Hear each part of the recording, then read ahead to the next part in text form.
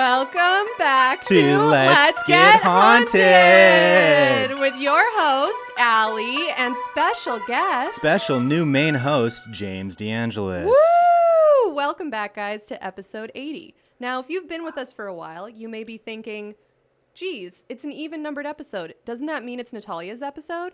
And normally you'd be correct, but this time you're wrong. And that's embarrassing for you. Yeah, that sucks to be you. Natalia has COVID. Bummer. That fucking sucks. Don't worry, guys. She's fine. But we're obviously not going to record in person until she tests negative again. So, which I don't personally get. I think it'd be fine. Right. I think it would be totally fine, especially because I'm on immunosuppressants. You know what? I've been thinking about dying for a while. Wait, immunosuppressants? Does that suppress your immune system? It does. Yes. That doesn't sound like a good thing. Well, so a lot of people think when you have an autoimmune disease, it means that your immune system is naturally weak, and that's actually not true. It's so strong that it starts attacking your own body and organs. So if you take immunosuppressants, it is supposed to... It levels it out? It makes it kind of work a little bit more normal? Allegedly, yeah. We'll find out. That's crazy. Yeah. Wow. So I thought, let's not take a risk and have 100%. her here while she is testing positive. James, how are you today? I'm good. Thank you so much for agreeing to be here. I'm kind so of stoked. last minute. I'm so excited. Well, you were like, hey, Nat can't do it. Are you down to do it? But you might not do it because Nat might be good to do it. And I'm like, cool. Yeah, I'm super down. I'll get my hopes up. Yeah. And then I immediately did. And then you texted me the next day and you're like, you're good. And I was like, yes. For all you audio listeners, I hit the table. Yeah. You guys, if you are not aware, this is our final video episode for a while. Really? It is. Why? Because we were only going to do, first of all, it costs more to do for sure. video. Yeah. But we had planned on originally only doing 4 video episodes because we'd put out 4 episodes a month. And so we kind of just wanted to do an experiment for July. And then we weren't able to put out an episode last week because Natalia got sick. And then we weren't really sure, is she going to be good? Is she not going to be good? And so this is the makeup for what should have been last week's episode. Cool. And we're kind of waiting to see, is this going to eat into our streams? If we start, are people just going to migrate to YouTube and now that fucks up our Spotify algorithm? And, for sure. Yeah, you think so? Yeah, definitely. So we've always done our podcast both in person and audio. So I haven't seen that number specifically in our case, but for an audio only for the most part podcast like you guys to then jump over to video, there is going to be a dip in audio listens. But eventually it would level out if you continue doing both of them because you basically want there to be a reason to watch and listen.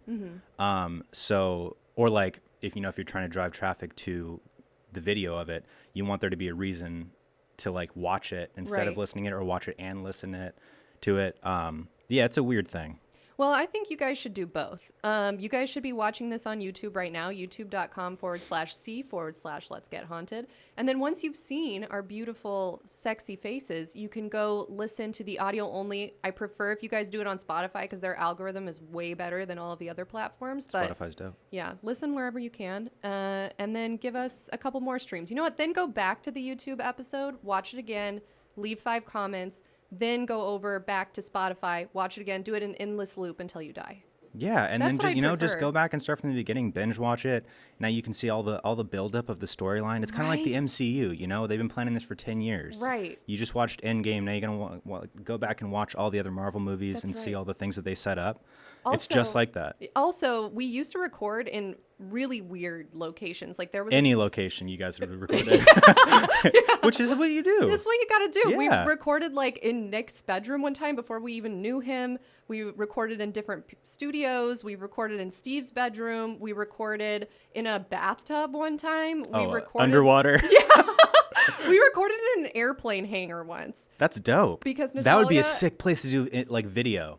Yeah, just chilling, but that's a big deal. Well, also the echo was horrible. Well, for sure. Yeah. Yeah, you'd have so to it didn't really work do out. insane things to it after and make it sound good. Well, and we don't know how to do that, so it was just echoey. Right. Same with the bathtub episode. I remember the episode when you had Jamie Kennedy on. Yes. And you texted me and you were like, James, last minute our podcast set fell through and we have Jamie Kennedy on this episode. Could we do it at your house? And I was like, I don't want Jamie Kennedy at my house, man. You texted and you were like, I'm playing a video game. And that was my only excuse because it was the truth. I'm not a liar. You guys, we were desperate because we used to record at UCB Comedy. And Wow. UCB Comedy was I mean, I don't know if like I should say this or not, but they also went out of business, but they were like horrible.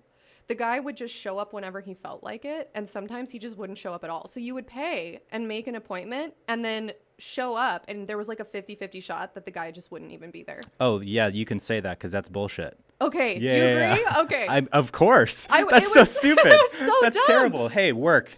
Do your job. That's what I think. Like, Easily. Do you just like not want to have a job? Yeah, then, I don't like, get it, man. Yeah, I don't get it. That's some shit that guy has to figure out. Yeah. For Well, sure. yeah, like I said, they went out of business, but And there you go. Justice. Yeah. In a weird, well, no, in a very fitting way, yeah, it was justice. And also, speaking of the Jamie Kennedy episode, which was in 2019, you were also on in 2019 as our very first guest ever. First guest ever, Yes. last guest. Yeah. So if you guys go back to episode 20, James was on the portal to hell in Stoll, That was a dope Kansas. one. Do you remember that episode? I think about it all the time. Do you actually, or did you just? Did you No, not? but I recalled it when you hit me up the other day to be on this. I was like, what was that story we did last time? Oh yeah, it was about some like portal to hell at some like near like some old church. Right. Exactly. That was sick. That was pretty sick. And remember this, like it was just on fire. I showed you that YouTube video and just some guy like was driving through the portal to hell and he was filming it and he's like, why is the cemetery on fire? Yes. That's crazy. It was very bizarre. Probably some underground coal mine. That's always the reason why. It could be. It's It definitely burning. Could be. Or like some form, like rare form of lightning. Whenever we cover an alien story on this episode, all of the theories Is are today like, an alien episode? I can't tell you Oh yet. fuck! I hope it is. I can't. Well, I love you're aliens. supposed to come in with no expectations. I have no James. expectations. Okay, all right. Keep having low expectations, no expectations, Okay. and then you'll have a good time. Because no expectations is different than low expectations. Well, I'd like you to have no both, expectations if it's is kind of possible. like half glass full, half glass empty. Like anything can happen. Low Right. expectations is like I'm not too Well- excited. Like I don't expect much. Like This is like my personal mantra, which may or may not be good advice, so probably don't follow it. But I go into everything just assuming it's going to suck. And that way, if it's good, I'm like pleasantly surprised. does that affect at all like your maybe like creative mindset or like motivation or inspiration or anything like that ever? I mean, I think that I really enjoy this podcast. So I definitely like always want to do a good job. Yeah. But I just go into it thinking like, okay, what's going to go wrong? Or like, is Natalia not going to laugh? Or is like, is this... Oh my God, is Nat not gonna laugh? I know. Oh my God, I know. Does she ever not laugh? Yeah. Well, no. We always always pity laughs? laugh for each Cool. other. Oh, Yeah. okay. Even if like it's not funny, we'll laugh. Yeah. We also change subjects on this show really fast, so don't think that we're going to have any segues because we're not. Who are you talking to? That's have you ever true. okay, You everybody, guys, I have a yeah. podcast of my own, and this is where I'm going to plug it right now. Beyond it. the Pine. Yes. And what she just said is the definition of that podcast. That's It's true. an ADD fever dream with me and my friend, and we just talk about anything and everything, whatever we want to talk about. So if you're into that kind of thing, two guys talking about what they want to talk about and not necessarily what you want to listen to, check us out. Right. And what would you say like the topics range from on that show? Well, we always try to at least bring up something that's like a topic that's in the news. Right. And Kib's always the one that wants to do that. I don't really care about doing that because I'm never like prepared. I never do research really for like any topics. Right. But Kib always likes to bring something up that requires you to have some knowledge of what you're talking about. So then you have no idea And- what he's talking about? And neither does he. And I'm always like, sure, let's talk about that. And then he's like, cool, man, what'd you hear? Like, blah, blah, blah. Like the whole thing that's going on with Blizzard where like they all got sued for all the sexual harassment and stuff like that. I didn't And hear I was about like, that. that's crazy, man. And he's like, yeah, let's look up an article about it right now. And he pulls it up and he just starts scrolling the article and he's like, and I was like, well, let's start with the headline. Let's start He there. doesn't even, so it's just like a podcast of him reading an article, but not out loud? Yeah, like he skims the article and then he's like, I don't care. And I'm like, all right, next thing we'll talk about. But no, it's honestly anything, stories, fucking bits we do. Like we have callers that call in and we answer questions Oh, I and didn't shit. know that you guys are doing that now. Yeah, That's it's exciting. cool. And we just started doing it in person again, right as cases start to go up. Yeah. But your boy's vaccinated, That so I don't feel Delta. bad about it. Me too. Fully vaccinated. But yeah, it's a fun time. It's literally just like a fun time of basically, you ever want to hang out with two friends that you're not friends with, but you want to feel like you're friends with? Yeah. That's Beyond the Pine. That's actually, I think our listeners and viewers, now that we're on YouTube, would really appreciate that, because that's kind of what our show is. It's a more structured, definitely, yeah, than your 100%. show. Oh my God, is it more structured? Any amount of structure is more structured. Yeah, that's true. But you know what? You find your thing. That's and you right. do it. If everybody if all of us just had structured shows, then it would be boring. If all of us had unstructured shows, it would be boring. You got to find the different niche and you listen to the different yeah. shows for the different reasons. Hey, I want a structured paranormal podcast. Let's get haunted. I want an unstructured, maybe paranormal podcast. Beyond the Pine. That's right. But no, I have mad respect for you guys with like how the like amount of work that you put into this show, and even back when like it was earlier on and like when I was the first guest and stuff, like even then like you grinded so hard to like do your research, come up with your whole story and everything, and then do it. And I was always like, they're killing it. Because like that's how you like build something respectable. Guys, yeah, no, for sure. And it proves because you guys are an award-winning podcast That's now. right. I don't know if you guys can see on the screen right now, but we're going to pull up. There it is, an award-winning podcast. And actually, speaking of which... That's just so funny. It's just the most basic text award-winning podcast. This is the epitome of our podcast. Like, everything we've ever done has been very bootlegged. Gift for James. I told James to get ready because, as you guys may or may not know, if you're following us on Twitter, I kind of talked about this. Our summer tank tops are officially here. And James, I have a present for you as a thank you. Let me just rip off this tag that shows you how much it costs. $2.99. Yeah, no, I fucking wish. It's such a pain in the ass to do your own merch. It's 100% cotton, 100% haunted. Oh.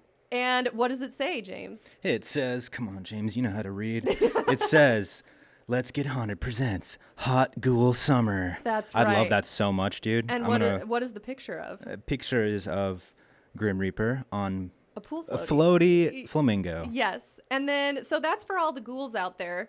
And then if you're a haunted girl, we have this shirt that says Haunted Girl Summer. Because some of us aren't hot. We're either haunted or we're ghouls. So I think that this is, the two genders, right? You're either a haunted girl or you're a hot ghoul. That's it. You're either hot or you're not. Yeah. You either got it or you don't. Right. That's right. And there's no shame in just being haunted. That's why I wear the haunted shirt. And I've been wearing it everywhere. That's dope. I wear my own merch. And somebody, I don't remember who said this to me. This would have been a while ago when we did our first merch run. Someone was like, you wear your own merch? I was like, damn right. Someone's got to. Dude, I have so much like leftover SP7 merch. Do you really? That I don't know what to do with because. Do you want to do a raffle? I was thinking about doing some like sort of charity thing with it because it's like mine. Yeah. You know what I mean? So I can do whatever I want with it. Yeah. And I think that'd be a cool thing to do because there's like a decent amount, probably like at least 30 items. And I see people all the time because I'm still subscribed to r/sugarpine7 and I see stuff pop up all the time. Yeah, anybody got this hat or this shirt, exactly. blah, blah. And all the ones that they're looking for are long gone. Oh, really? I have all the other shit. I have all the stuff that didn't sell that good, so there's a lot of leftovers. But yeah, I was thinking about doing some sort of like charity thing, but that just requires effort to like plan. That is the problem is everything in life requires effort. Yeah. And like my thing with my ADD is the effort. Like the reason why I have a hard time like starting projects is because at the beginning I know the effort it's going to take to do it, and although I might love the idea, be really like inspired, that effort is like what causes the most resistance for me. Right. So I need like, and I've gotten better at like just forcing my way at least through the door initially to start doing it, but like starting is like it's the hardest thing ever. Yeah. Because once you get on a roll, like I started developing this new short film that I want to shoot in November. I'm so stoked. And it started from a feature that I started developing last summer when I was at like the darkest point of my life. Oh my God. I had such a bad summer last year. I didn't know you had a bad summer last year. I feel like a bad friend. I'm sorry. That's all good. I mean, I wasn't like, Allie, I'm having a really bad summer. That's true. I would have answered if you I appreciate that. Yeah. And I'll keep that in mind for next time. Yes. But like one of the things that helped me was kind of this story that I started developing that I wanted to be a feature and had a lot of like personal things, not like personal like in the sense that it's like my story, but just like things that really spoke to me and resonated with me about like following your dreams, feeling lost in life and stuff like that, and kind of like channeling it into this like story, this fictional story. And then I started feeling, and I was doing a lot of running and shit too, which was great. Me and Steve were running all the time. And then I started feeling better mentally. And then I stopped running and I stopped writing the story. And that's the way life. It works. But so the other, like a couple weeks ago, I was laying in bed trying to go to sleep. And like, you know, as you do when you're trying to go to sleep, every possible idea, every thought going through your head. And then it came to me like so quickly, like beginning, middle, end of adapting that feature into a short film. Ooh. And I was like, oh my God, I can do that. It came to you in a vision, would you say? No, just in a thought right before I was going to sleep. I was trying to relate this to the haunted shit we're going to talk about. Yes, then it did. It came to me in a vision. It came in a vision. And then I started developing that, and it's been good because like since the initial work of like coming up with the idea and kind of structuring it was already done, and I hadn't looked at it in like a year, I was able to go back to it with fresh eyes and be like, oh, sick, that's cool, I'll take that out, or I'll change this thing, and then like start developing it into a short. And I want to shoot it in like November. So, well, that's super fucking exciting. Yeah, I'm super stoked. So what, are you in the phase of like finding talent for it right now? Not yet. Or like, okay. No, I just started writing the script. Incredible. So like it's developed, and now I'm going to start writing the script. I'm not a creative person at all, but I've heard that that's like writer's block, isn't it, right? Where you can't get past a certain point and then all of a sudden everything just like comes to you. Yeah. So that the thing with being a creative is, I think the biggest hurdle is not waiting for inspiration to hit, but forcing inspiration. Mm-hmm. And that's something that I used to think the opposite of. I used to think like, I only work like when I get hit with inspiration, then I have to be in the right mindset and place to like, okay, I'm hit with inspiration, now I have to channel it and start working on something. But like, that's just a hardcore like excuse, right, that you start to believe as like fact. Mm-hmm. And so then I've realized like, no, I have to like do it. I have to do it. No one else is going to do it. Just force myself to do it. And then I'll start rolling and get some momentum. It's all about the momentum. And then, yeah. Well, I think a lot of creative people listen to this podcast. So hopefully that's some good advice for you guys, because I have zero advice. I just sit down and I write the episode. Well, if you don't consider yourself creative, which I don't agree, I think you are creative because of this. The thing that you are really good at is working really hard, right? So that's true. You need to have one or the other, right? You either need to have natural talent, or you need to just work really hard. And I thank you for saying that, but I feel like I don't have natural talent with a lot of things. Like I speak a couple different languages, but it didn't come easy for me. But I wasn't born speaking those languages. This wasn't natural being able to speak different languages. Yeah. Well, I just feel like I feel like stuff has always been a little harder for me, but I also feel like once you realize that, then you just be like, okay, it's going to be harder. And you just figure it out. But just do it. Yeah. Totally. Well, James, I am ready to get into the story. It's a little hot in here. I know. Are we shiny, guys? That's okay. Are we shiny? I was going to actually talk to you maybe like just 5 minutes. He's like, nah. Gio is our engineer today. Gio. You guys may remember we had Cole, then Rashad, and now we have Gio. So everybody in the comments, say hi to Gio. What's up, Gio? What's up? But really quick, I did want to talk to you about something before I get into the story today, but we got to keep this capped at like 6 minutes maximum because we're running out of time. Copy that. Okay. Have you heard of Jetpack Man in LA?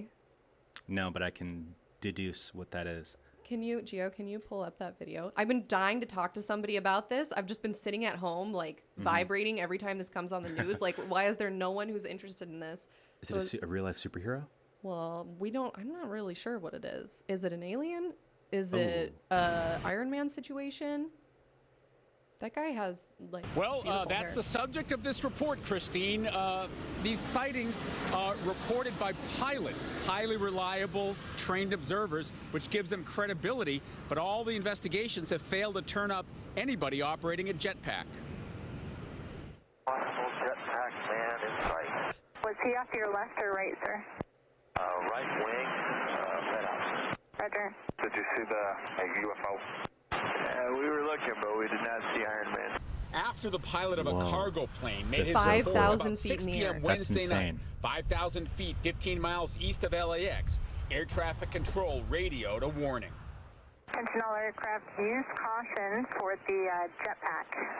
He is just north of the final, around 5,000 at gate, last reported. That's the most like credible thing ever. Yeah. Is like and air I'm traffic sure being like, hey, don't this is there. Is either somebody in Can a you pause it, Gio? Or I'm gonna just like summarize what the rest of the video is. So basically, they start interviewing these people that Because there are some companies that make jetpacks. For sure.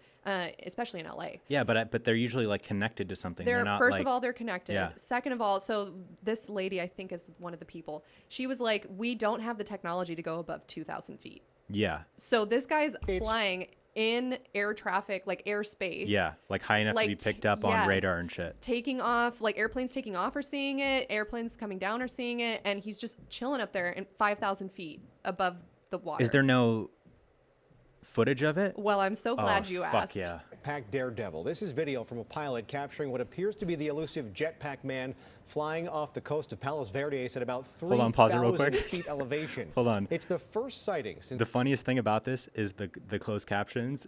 What did it say? It said, the guy said jetpack man, and then the caption said jetpack guy. Like, what? It's October of jetpack guy after a string of airline pilots reported seeing someone on a jetpack. He's also flying going near so LAX. fucking fast. Now ongoing FAA and FBI investigations. Hello, I'm Mark Brown. Cool. All right, yeah, you can pause it. We could be witnessing the beginning of a superhero. We could. Okay, here's the things that I want to talk about, James. This is why I've just really been wanting to talk to somebody about this. You know how, of course, there's been all these UFO sightings. Mm-hmm. Now the government has finally come out and said, like, we're not going to say it's aliens, but we are going to say that we're studying them, and we've just been gaslighting you for 50 years, and we did recover stuff that crashed and, like, all this stuff, okay? Now we've got this fucking jetpack man who the FBI can't figure out who it is. All of the companies that manufacture jetpacks are saying, it's not us. Nobody can figure out who this is, and it's been spotted by multiple aircrafts. There's even a video of the guy flying at 3,000 feet. Like, what? Who is this guy? And, like, where does... So I was wondering, okay, because here are my ideas. Maybe the government has this technology, even though the private companies don't. But why would you test it out in active airspace? Right. So everything is...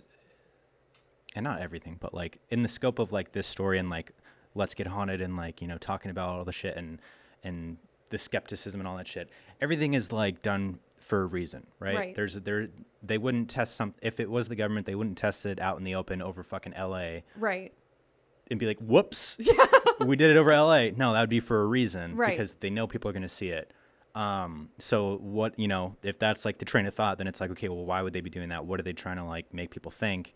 Blah, blah, blah. If it's not the government, it could be some random fucking person that's just like some genius that made their own shit. I guess. Like Elon Musk. Yeah, like something. A billionaire that... Jeff Bezos is just... It could be anyone. Yeah, like, it could. But 5,000 feet, not that's attached incredible. to anything. Yeah, not attached to anything. That's also terrifying. Yeah. Like You'd this have to guy, be insane, first of all. I don't know. Anyway, I just had to talk to somebody about that. It really doesn't have anything to do with what we're talking about today. Okay, I just was excited that you were coming on, and I was like... James is going to love this. Yeah. Okay, are you ready to get haunted, James? Let's do it. I'm so ready. Okay, I'm going to ask you to keep a very open mind for this episode, because this is actually going to be somewhat of an interactive episode. Okay, like I get to choose the direction we go?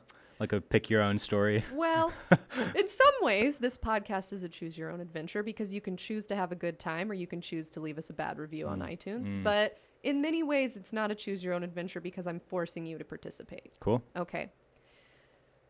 So, James. Yes. Throughout our nearly 2.5 years of doing this show, Natalia and I have come across many spooky and unsettling games that are said to summon the dead, demons, ghosts, or even evil cryptids. Across all countries, cultures, and languages, there seem to be no shortage of evil ways to invoke a curse or to play a high-stakes game of life or death with an unknown entity. So, on today's podcast, I'd like to talk about some of those games and maybe even play a couple if you're willing. I want you to just say what's on your mind right now, because your face looks upset. Look, it's one thing to talk about games, but it's another thing to play games. Right. And participate. Okay. Well, I'm going to start off really light. I'm going to do like just a really light. It's non-evil game. It's non-evil. I'm just going to start off really light. And then we're going to I got my black tourmaline on, so. Okay, yeah, so you are protected. Yeah. Okay.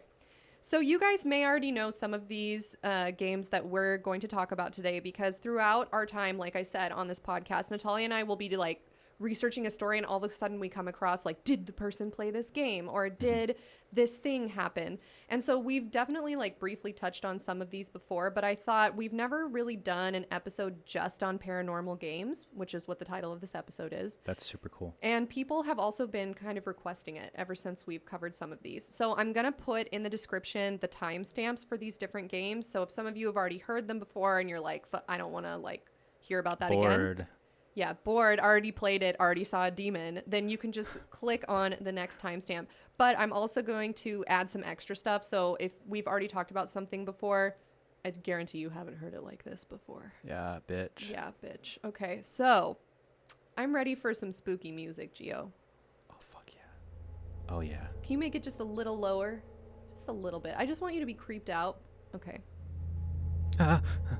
I wanted to start with a game that is a favorite on this podcast because it's pretty easy to play and very interactive.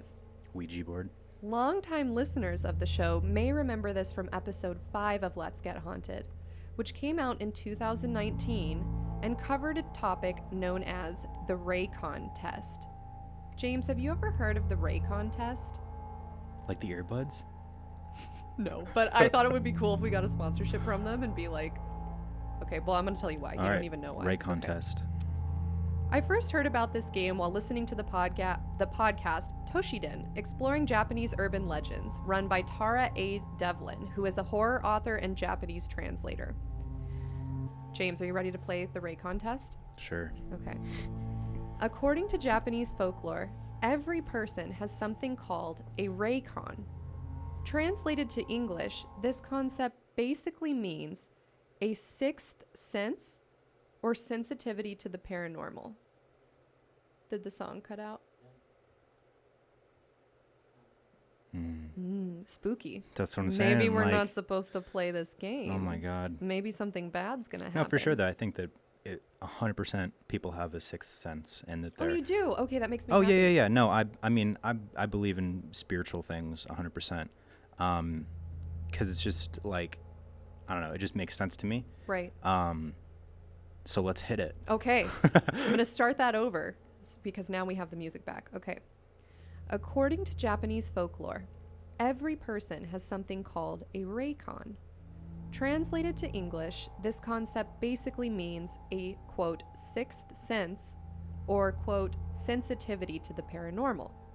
Some people have a strong sixth sense, while others have a weak Reikan. Right. But nearly everyone has the ability to sense the paranormal, whether they are aware of it or not. So some people think, no, you have to be born with it. Yeah. You just either have it or you don't. According to this piece of folklore, everybody has a Reikan. It's just varying levels. Yeah, it's like a spectrum. Yes, definitely. So if you're like me, you've never seen a ghost. So you may be wondering whether or not you even have the ability to sense the supernatural. Well, these handy tests will help determine whether or not you can see ghosts. I will now go through a series of scenarios, and if you're listening at home, I'd like you to close your eyes and play along with James. Ready, James? Yes. Test number 1. This test involves using your imagination. So I'd like you to close your eyes, clear your mind, and focus. Copy that. I want you to picture your childhood home. Picture it exactly as you remember it. If you had more than one childhood home, pick the one that holds the most significance for you. Maybe you're standing on the street or the sidewalk facing your front door. Look at your front door. Picture the paint color, the doorknob, any windows or plants that might be next to it. As you're looking around, I'd like you to make note of 5 things that you can see.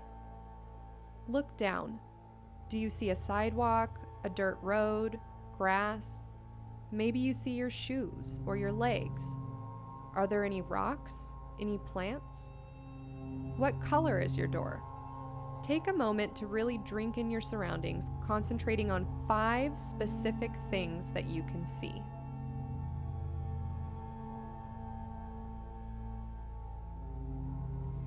Next, I'd like you to look around and find 4 things that you can touch. Can you reach down and touch your shoelace? Maybe a flower or a handrail? Do you have a mailbox you can walk up and touch? Take a moment to touch 4 things outside your house.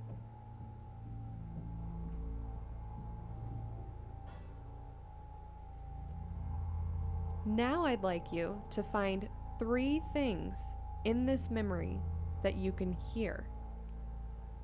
Is your neighbor mowing their lawn? Maybe you hear kids playing down the street, or the crunch of gravel under your feet. Take a moment to focus on 3 things that you can hear around you.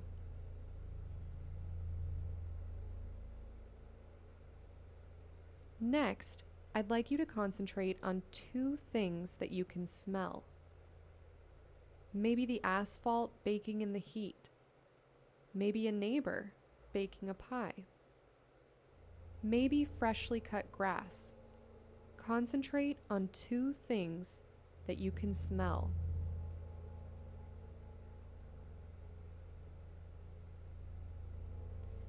And now lastly, concentrate on 1 thing that you can taste. Are you chewing on gum? Is the air crisp in your mouth? Did you just eat something not too long ago?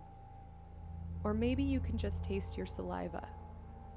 Focus on 1 thing you can taste. Now face your front door, walk up to it, place your hand on the doorknob, turn it, and enter your childhood home. Close the door behind you and turn around. Look around you and take in everything that you see. Now I want you to go around to every window in your house, room by room, and open them, one by one. Take note of the order in which you are opening them. For example, perhaps you're starting with the windows in the living room. One by one, open all of the windows. Then move into the next room. Perhaps it's the kitchen or a bedroom. And one by one, go through every single room and open all of the windows. I'm going to give you a few seconds to finish opening all of the windows in your childhood home.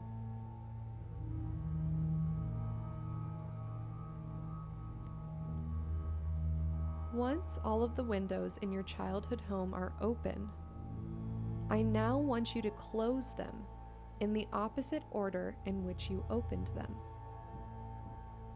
Close the windows one by one, but before exiting a room, turn and make sure that you look around the entire room before you leave. Close a window, look around a room, go to the next room. Close that window, look around, and go to the next room. Once all of the windows are closed again, walk up to your front door. Place your hand on the doorknob, open it, walk out onto your front porch. Close the door behind you. Walk out to the street in front of your home and stand facing the front of your home just like you did in the beginning.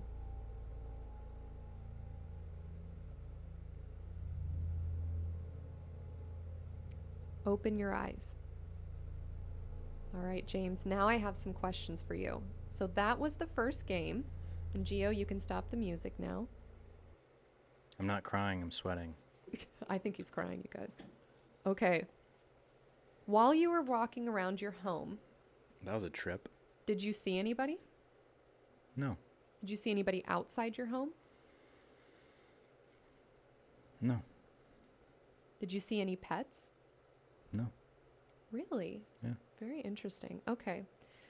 So for those of you playing along at home, if you saw somebody, next you should be asking yourself, was it somebody you knew or was it a stranger? According to this urban legend, if you didn't see anybody, then your Reikan or sixth sense isn't very strong. If you saw... Bummer. Yeah, I know. If you saw people in your home, then your Reikan is a little stronger and you can most likely see ghosts from time to time. If the people you saw were people you knew, such as friends or family, and they looked normal, then that's a good sign. If the people you saw had their backs turned to you or looked strange, that is considered a bad omen. If the people you saw were complete strangers, then your Reikan is very strong and you can definitely see ghosts. And if you ever run into one of those people that you saw while imagining your house in real life, then those people are not people at all, but are already dead. Wow. Now, what if they're completely naked? You just walked into the bathroom and saw... Oh, sorry. Oh. That's interesting. Yes. Did you do this? I did do this. Did you see anyone? I only saw my childhood dog. I didn't see any people. So I guess if you see a pet, it's supposed to be like, it goes like this, like didn't see anybody, only saw a pet, saw people that should have been there, like family members, saw people that should have been there, but they looked weird, saw people with their back to you, and then saw complete strangers. So that's supposed to be like the like spectrum of sixth sense, going from weakest to strongest. So if you didn't see anybody, it doesn't mean that you don't have a sixth sense. It just means that it's not like naturally high. So you might have to like work at it in order to be able to see ghosts. That was so loud. James's throat just gurgled so fucking loud. Fuck. Your body's just really uncomfortable. No, that was interesting. I think I didn't see anyone because I was kind of like going through it as if like the house was empty. Right. You know what I mean? Yeah. And so then that's why I didn't see anyone, not because of the test. Right. Yeah. No, that's what Natalia had happened to her too. So I gave this test to her in 2019 in episode 5. And she was like, well, that's fucking bullshit. If you told me I was supposed to imagine people, I would have. And I was like, right, but that's the point. Right. Is it's just where does your mind naturally go? Okay, now test number 2 of the Reikan test. Oh, wow. So this is still Japanese folklore, but it's less involved. So this one, we don't need spooky music for it. I'm just going to give you a scenario. Sure. Okay. This test supposedly shows whether or not your brain is wired in a way that makes you susceptible to seeing ghosts or not. So I need you to close your eyes. Great. And picture what you ate for dinner last night. Don't say anything. Don't say anything. Just picture last night's dinner. Can't wait to tell you what it was. Okay. Get a really, really clear picture in your mind. Yummy. I'll give you a few seconds to remember what you ate. I want you to picture what you ate. I know I'm repeating myself a lot, but this is important. Just picture what you ate last night for dinner. Okay. Now I have some questions for you, James. You can open your eyes. When you picture last night's dinner, do you see the food on the plate in front of you? No. How do you see it? How do you see the food? In the bag in which it came. What did you eat last night? I ate so much Taco Bell. Oh, you did? So you were just pulling it out of the bag? I was pulling it out. That's the only way to eat Taco Bell. Eating it so efficiently, so fast, and then I'm done with this one. Well, next one. Honestly, it would be weird if you put Taco Bell on a plate. Plated it and like each thing. Right. No. That's like Ricky Bobby, where remember the mom like they have the orders entire Domino's dinner and it's all Yeah. Okay, so here's what this test says. If you see the food on a plate in front of you versus do you see yourself in the third person with the food? How did you picture it? First person. First person? Okay. If you see the food on a plate in front of you, then your brain is not naturally wired to see ghosts. If you picture yourself in the third person eating your dinner, then your brain is more open Nobody to seeing spirits. Thinks in third person, man. People who have a really strong sixth sense? Wrong. I think you're just being a little bitter. Maybe. For sure. Okay. So, test number 3. The hand clasp test. This next one I'm going to get this one. is another test to see which side of your brain you use. So without thinking about it, put your hands up like this in front of the mic or behind it. I guess it doesn't really matter. Just like don't hit the mic. Okay. Clasp your hands together as fast as you can. Okay.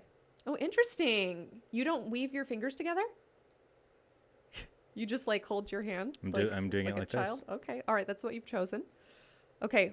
Wrong, James. You're wrong. Look down at your hands. Which index finger is on top or closest to you? So it's your right hand? Right hand. Okay. If the left index, so mine is left. If your left index finger is on top of the right or is closest to you, then that means you use the right side of your brain. People who use the right side of the brain are thought to be more creative and dreamy, making them more open to seeing spirits. So you're 0 for 3 so far. I'm so upset. I was going to say, how do you feel about I am this? not a logical, left brain person. Is that left brain? Right? Yeah, I think so. I am not a left brain person. I'm not. I'm only a right brain person. So that's just wrong. And I did this specifically because I was like, this is how I would normally do it. But then you got nervous. Like this. Yeah, so that maybe you have a higher chance of a Reikan. Okay, well, let's step this up. Let's try one of the other games. Okay, so now I'm just doing it to prove myself. Right. Just let's retake them all now. Mm-hmm. And now you're going to see a fucked up person in the basement of your home. And he's going to be eating so much Taco Bell. Yeah, exactly. Okay. So I want to just quickly shout out my sources for this game before we move on. So like I said, Tara A. Devlin's podcast, Toshiden, Exploring Japanese Urban Legends, and the website findingjapaneseghosts.com. That sounds dope. Very dope. Very niche. And I'm sure they actually get a lot of traffic. What does the website look like? Does it look old? Yes. It looks like an Angel Fire website, where it's a black background with white text and it hurts your eyes. Yep. Yeah. Mm-hmm. And there's flashing things. Oh, yeah. There's a bunch of old like GIFs. A GeoCities or whatever. Yeah. Okay. So, like I said, we covered these tests in an episode already, and so I thought it would be cool to read off some results from our listeners because people wrote in emails to us after they took this test. So the first one comes from listener Rachel H., and her email reads as follows, quote, "When I tried to walk up the stairs to the front door of my house, I was constantly blocked by a woman standing in our front yard. An elderly woman with liver spots and missing teeth. She had piercing eyes that didn't seem evil or anything, but didn't seem too friendly either. I managed to get to the door, but in every room that I walked into, she was behind me, trying to get me out. In addition to seeing her, I also saw a being with a scribbled out face in the downstairs area, a housewife in the kitchen, and an older man in my bathtub. The old lady was someone I had never seen before in my life, and she only had one mission, to get me out. I became so overwhelmed with the test that I had to stop, but her face was clear in my mind for the rest of the night as she visited my dreams as well. She didn't try to touch me there, but I would see her face in crowds of otherwise faceless people glaring me down in my dreams." Fuck, dude. So this person has a very high Reikan because these are people that she obviously never seen before and they looked fucked up. Just because you can't see it doesn't mean you saw have an to empty be a house. hater. There wasn't a person in there because why would you think of people in the house when you're imagining your house? Okay, James, are you ready for another one? Sure. Okay, this one comes from a listener. I'm just kidding. This one comes from listener Sophia S. And she writes, quote, "So I've never really believed in the paranormal, but I listen to your podcast because even though I don't believe, I find all the stories really fascinating. During one of your episodes where you walked through the Reikan Tests, I decided to follow along for fun. As I was walking through my childhood home, everything looked pretty normal. I was opening windows, looking around the rooms, etc. When I got to my parents' old office, I opened the window and turned around. For some reason, in the corner of the office by the sliding closet door, there was a woman I'd never seen before standing there. She was staring at me, and it didn't seem like she was even breathing. I was so weirded out that I just stayed in the room looking at her. She had the biggest, creepiest smile on her face and was wearing this weird blue parka thing. I tried to make her disappear, but she wouldn't. Finally, I just ended up quickly leaving the room, but when I came back later to shut the windows, she was still in there. The whole thing was so bizarre. I don't usually have a very active imagination. Anyway, about a year after this experience, something crazy happened that made me have to write into you. This was right before the COVID pandemic, and I was walking up to the grocery store and stopped dead in my tracks. there was a woman ringing a bell outside the store with one of those Salvation Army collection buckets that you can drop donations into. She was smiling so big, and immediately I knew it was the woman from my Reikan test. I have no fucking idea who she is, and I have never seen her before or since, but I ran back to my car and went to a different grocery store. Thanks for ruining my life. Hope this bitch never haunts me again. Wow. That's crazy. So what do you think of these stories, James? I think they're great. You don't believe these people? No, for sure I do. Yeah, okay. Yeah, of course I do. It's crazy. Yeah, I mean, it's insane. Yeah, I think I'm just like kind of bummed. Yeah. Well, I felt super bummed too because I only saw my dog. Yeah. And I was like, okay. So but again, that explains why like I've personally never seen a ghost. Yeah, like I've never exactly. So I maybe haven't that's even like just experienced anything paranormal. Yeah. I always thought that it's because like they were scared of me. No. Like ghosts were scared of me. Right. Well, maybe they can sense like, hey, this dude's Reikan is really fucking low. Yeah, like, let's that's not even probably it. bother. Yeah, He's not going yeah. to be able to perceive us. This guy can't even perceive us. Right. This guy doesn't even know Nah, that I've been sitting on his throat all night. That's crazy though. Yeah. I mean, I'm not actually bummed about it because I'd rather not have to worry about that. Then see like a crazy Salvation Army lady with a giant smile. But I have had like very intense sleep paralysis experiences. That's right. I remember you saying that. And so that's why I'm always like, there's something to that. Yeah. To like sleep paralysis. Or maybe not. Well, actually, it's very convenient that you brought that up. This was not planned, you guys, but it's the perfect segue, whereas normally our shows have no segue, because the next game I'm going to tell you about is sleep paralysis. We're going to induce it right now.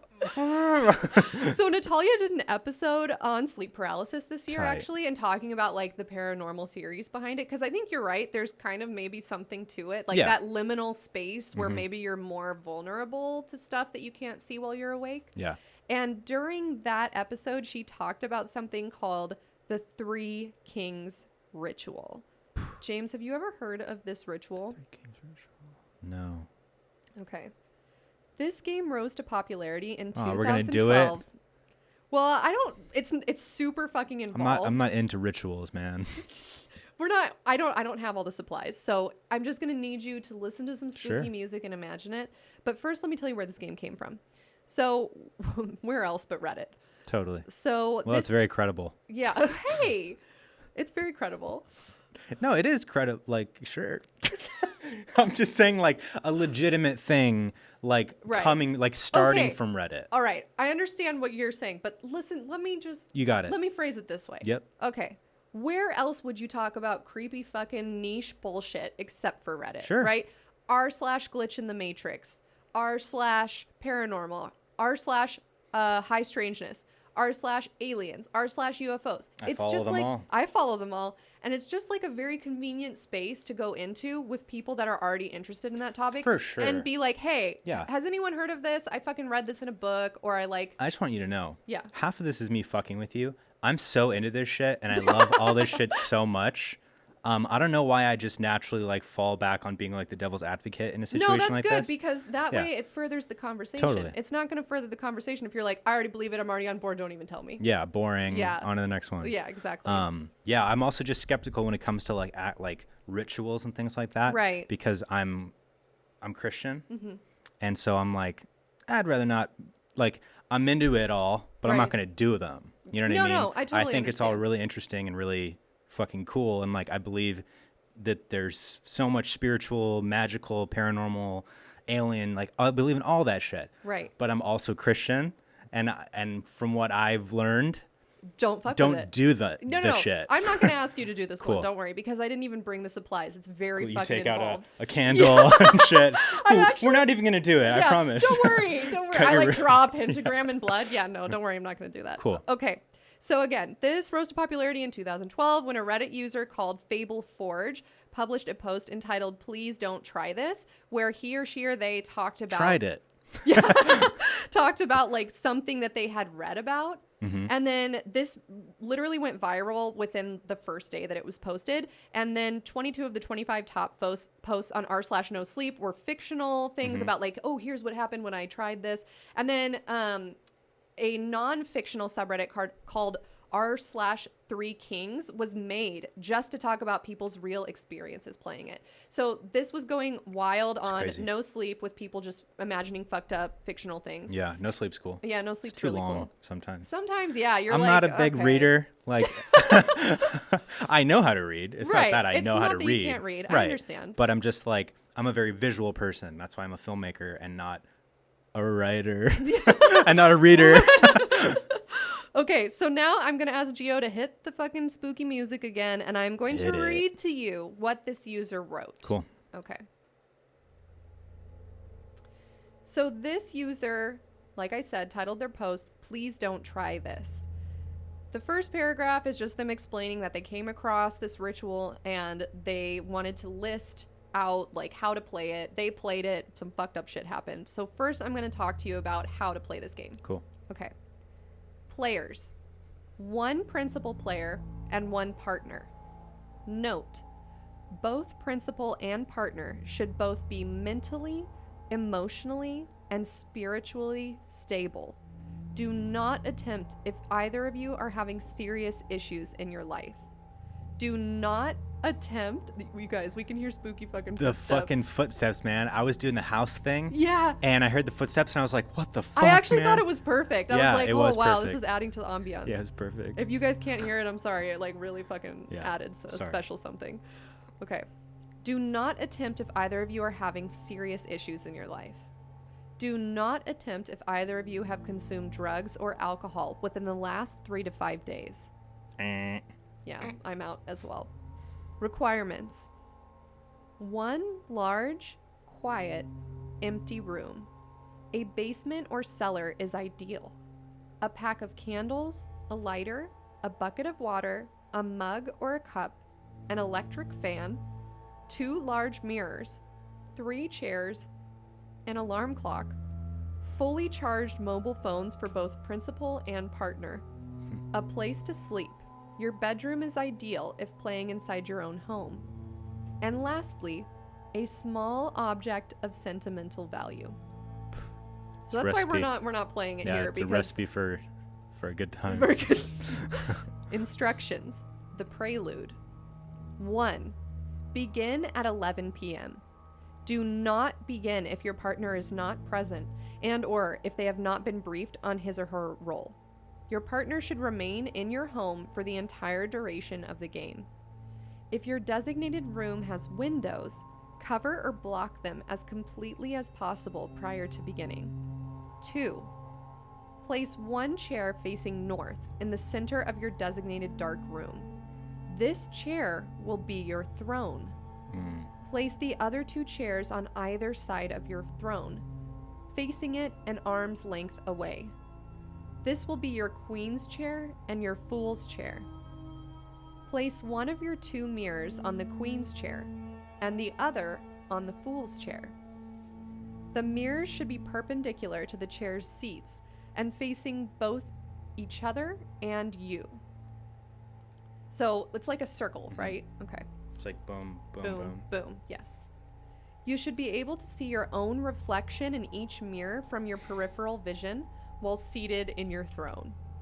You should not have to turn your head or move your eyes to do so. Damn. This is very complicated. Okay. Now, step 4. Place the bucket of water and the mug in front of you, just out of reach. 5. Place the fan behind your throne. Set it to medium or low, never to high, and turn it on. Gotta stay cool. You gotta stay cool. Make sure it is stationary and not oscillating. 6. Leave the room, but keep the door open. 7. Go to your chosen sleeping spot. Set the candles, lighter, alarm clock, and cell phone next to your bed. Make sure your phone is charging and set your alarm clock for 3:30 a.m. Of course. 8. Turn the lights off.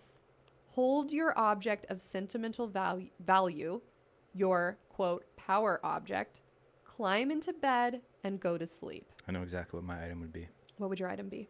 I have one of my oldest toys ever that I still have. You still have it? Oh, It's a that's so Spider-Man cute. action figure. I love And that. I got it probably when I was like 5. and it's such a dope action figure. It's like super mobile, and it has like the fingers that like can bend like that, and it's super like worn though, like the paint and stuff. That would be it. Well, imagine that you're holding this because that is now your power object. Give me power, Spider-Man. That's so funny, dude. Okay, are you ready for the main event? I'm ready. Okay, the main event. 1, wake up at 3:30 a.m. when your alarm clock goes off. Turn off the alarm, but do not turn on the light. Keep a hold of your power object. Pick up your mobile phone, light 1 candle, and return to the dark room. You must be seated in your throne by 3:33 a.m. So you've got 3 minutes to do all of this. 2, do not proceed if any of the following occur. Your cell phone didn't charge. Your alarm did not go off precisely at 3:30. You approach the dark room and find the door closed. You approach the dark room and find that the fan has shut itself off. You are not seated in your throne by 3:33 a.m. Should any of these incidents ensue, take your partner and any other occupants and leave your home immediately. Yikes. Do not return until after 6 a.m. I just got the chills from that. Yeah. Oh, okay. 3, if you do not encounter any of these red flags, you may proceed. Great. Take your throne, but do not look directly at either of the mirrors, and do not let the candle go out. So you're holding the candle from your way to your room to the room. Correct. Use your body to protect the candle from the fan. You don't want the flame to go out. Right. Okay.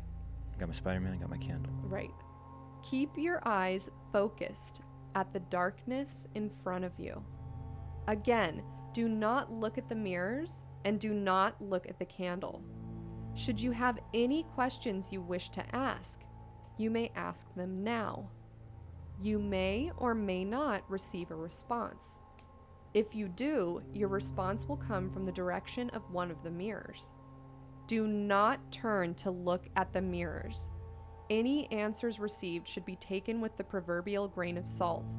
One of the mirrors is the queen and one is the fool, but it may not be clear which is which. Also note that to whatever may settle in the mirrors, you yourself are either the queen or the fool? Oh, I understand. Okay, so whatever shows up in the mirrors, they also think that you are either the queen or the fool, depending on so who it is. They all think that they're the king. No. So there's... Sorry, that confused me as well as I was reading this from Reddit. Okay, so I understand though. So there's 3 chairs, right? There's a chair over there off screen that you guys can't see. So you're the king. Okay, so this is you in your fucking throne. You're the king. Okay, I'm a mirror, that's a mirror. You can't look at either of the mirrors. You can't look at your candle. You're staring straight ahead into the darkness. Okay, then you ask a question. Maybe like, think of something fucking creepy to ask. Why isn't bubblegum popular anymore? Okay, and then the mirrors over here that you're not looking at. So you don't know which one of us is the queen or the fool. Right. So maybe I say, you're gonna die in 7 days as a response. Okay, you don't know if I'm the queen, which I would be truthful. So I would hear that audibly. Yes, coming from one of the mirrors. But you don't know if I'm the queen or the fool. The fool's lying. Right. The queen is telling you the truth. But also to me, in the mirror, as either the queen or the fool, I just assume that you are either the queen or the fool as well. Or like, you know, you might be the fool asking that question or something like that. Like, I don't think you're a human. But if you look at me, then I'll know you're a human and then some bad fucked up shit happens. Okay.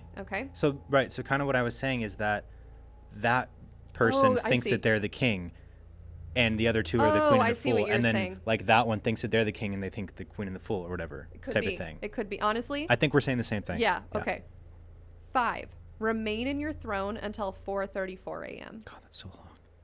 That's so long to just put up with this, dude. Imagine if it's working too. Oh, I'm so scared. Yeah, and you're just like asking what, like at a certain point you think you'd run out of questions too. So you're just like, "How's your day?" Yeah, I know. Or like, "Fuck, dude, that's heavy." Okay, now the because especially if it was just consistently working and it's happening, and you have to just sit there and experience it for an hour. And you can't move, otherwise fuck shit happens and it realizes you're a human and it fucks you up. What does it do? Does it say?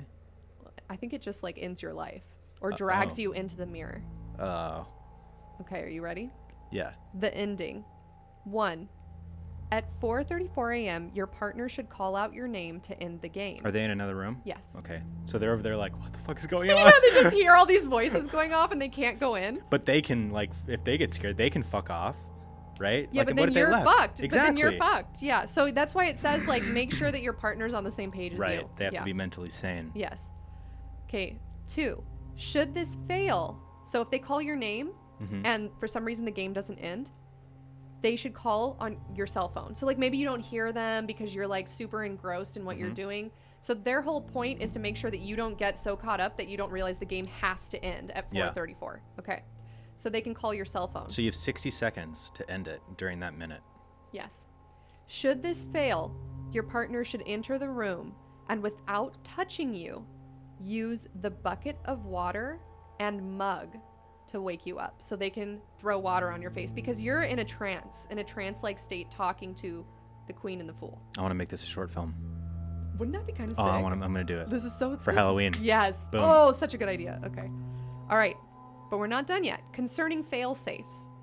If your body is suddenly moved, the fan will blow out the candle, ending the game. So that's why you need that fan that's not oscillating, it's blowing. Because if something goes wrong, and like something tries to drag you into the mirror or drag you into another dimension, the idea is that you could then hold the candle out to the side and the fan will just blow it out, and then that ends the game.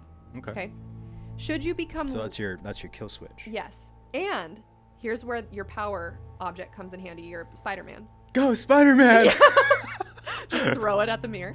Should you become lost or disoriented, your power object will act as a guide and bring you back. Isn't this your throat? I just have bubbles. Yeah. Dude, that's so sick. Isn't like being sick? dragged through, Spider-Man fucking yeah, swoops Spider-Man in, just lights up me. as like a supreme lighted being. Oh, that's so cool. So cool. Okay, last few things. Do not ignore any of the previously noted red flags prior to seating yourself in the throne. Do not attempt to stay in your home should these red flags appear. And do not attempt if you do not completely and totally trust your partner. And the user ends by saying, good luck. So you can stop the scary music, Gio. And they titled it, Don't Try This. Right. That's what always gets me. Yeah. Is like, don't try this. But if you do, this is exactly what you have to do. It's like the 7 days thing, though, from The Ring, right? It's like you don't want the person to watch the videotape, but for you to not die, you've got to make those copies, right? So maybe it's a similar thing. So that was the thing with The Ring? Yeah. That you get other people to watch it? Yeah. And then you don't die? Right, because it has to come down the line before it gets to you. Yeah. I think.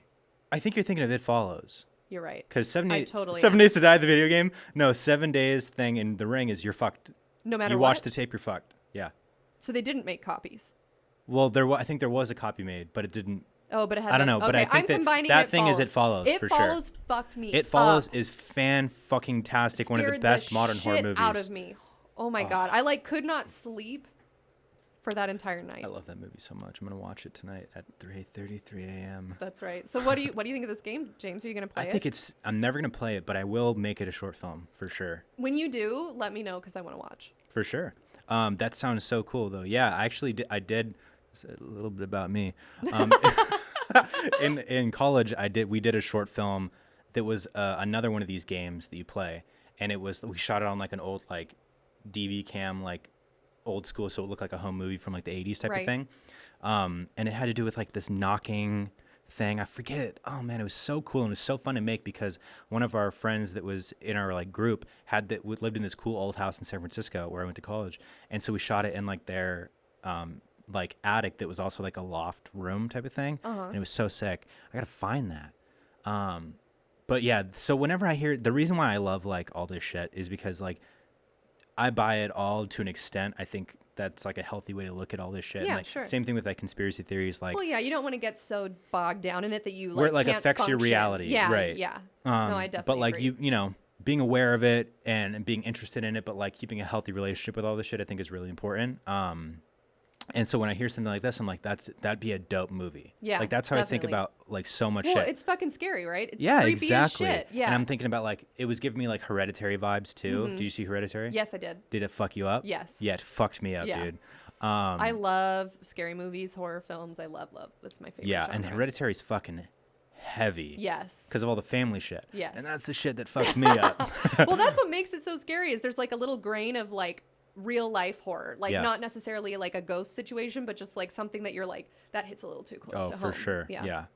Okay, so since it's getting fucking hot in here, I have 2 more games left. I was going to read you that guy's experience playing the game, but we'll come back to that if we have enough time. Sure. I want to make sure we get through these next games. Okay, so my sources for that game were an article entitled The Most Dangerous Game, The Three Kings, written by Lucia, published to theghostinmymachine.com on February 24th, 2014, and also a post entitled Please Don't Actually Try This by Reddit user FableForge.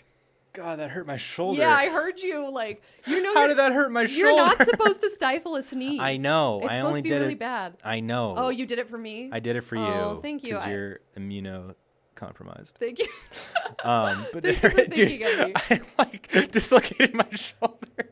Oh, fuck. You're gonna be so uncomfortable now here. I always do. Look, I always tell Lauren because she always does that. She always stifles her sneeze, and I'm like, it's so bad. I'm for like, you. Lauren, let it out. Yeah, you have it's to. It's really bad for you. So that's on me. Okay. Well, I'm glad you didn't die. Am I allowed to smoke in here? Yeah. Vape? I don't see why you wouldn't be able to. Geo, is that fine? It's a vape. Yeah. Okay. All right, James. Game number 3. Have you ever heard of the elevator game? No.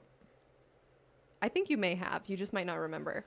So some of our listeners may remember that Natalia and I discussed the elevator game all the way back in 2019 on the 2nd episode ever of Let's Get Haunted. The elevator game is said to have originated in Korea, but it wasn't widely known in the United States until the death of Elisa Lam in February of 2013. Ooh. So do you remember? Very familiar with that story. Okay, so you remember watching that elevator footage of her, right? Where she like appears to be talking to someone? Also watched the Caesar Hotel documentary. I didn't watch that. You should. It's really good. Okay. But so many people, this like gained popularity because many people speculate that the strange elevator footage of Elisa that would later go viral shows her playing the elevator game. I can debunk this for you. I'm not saying that's what she was doing. I'm saying that's what made this go viral, this game, okay?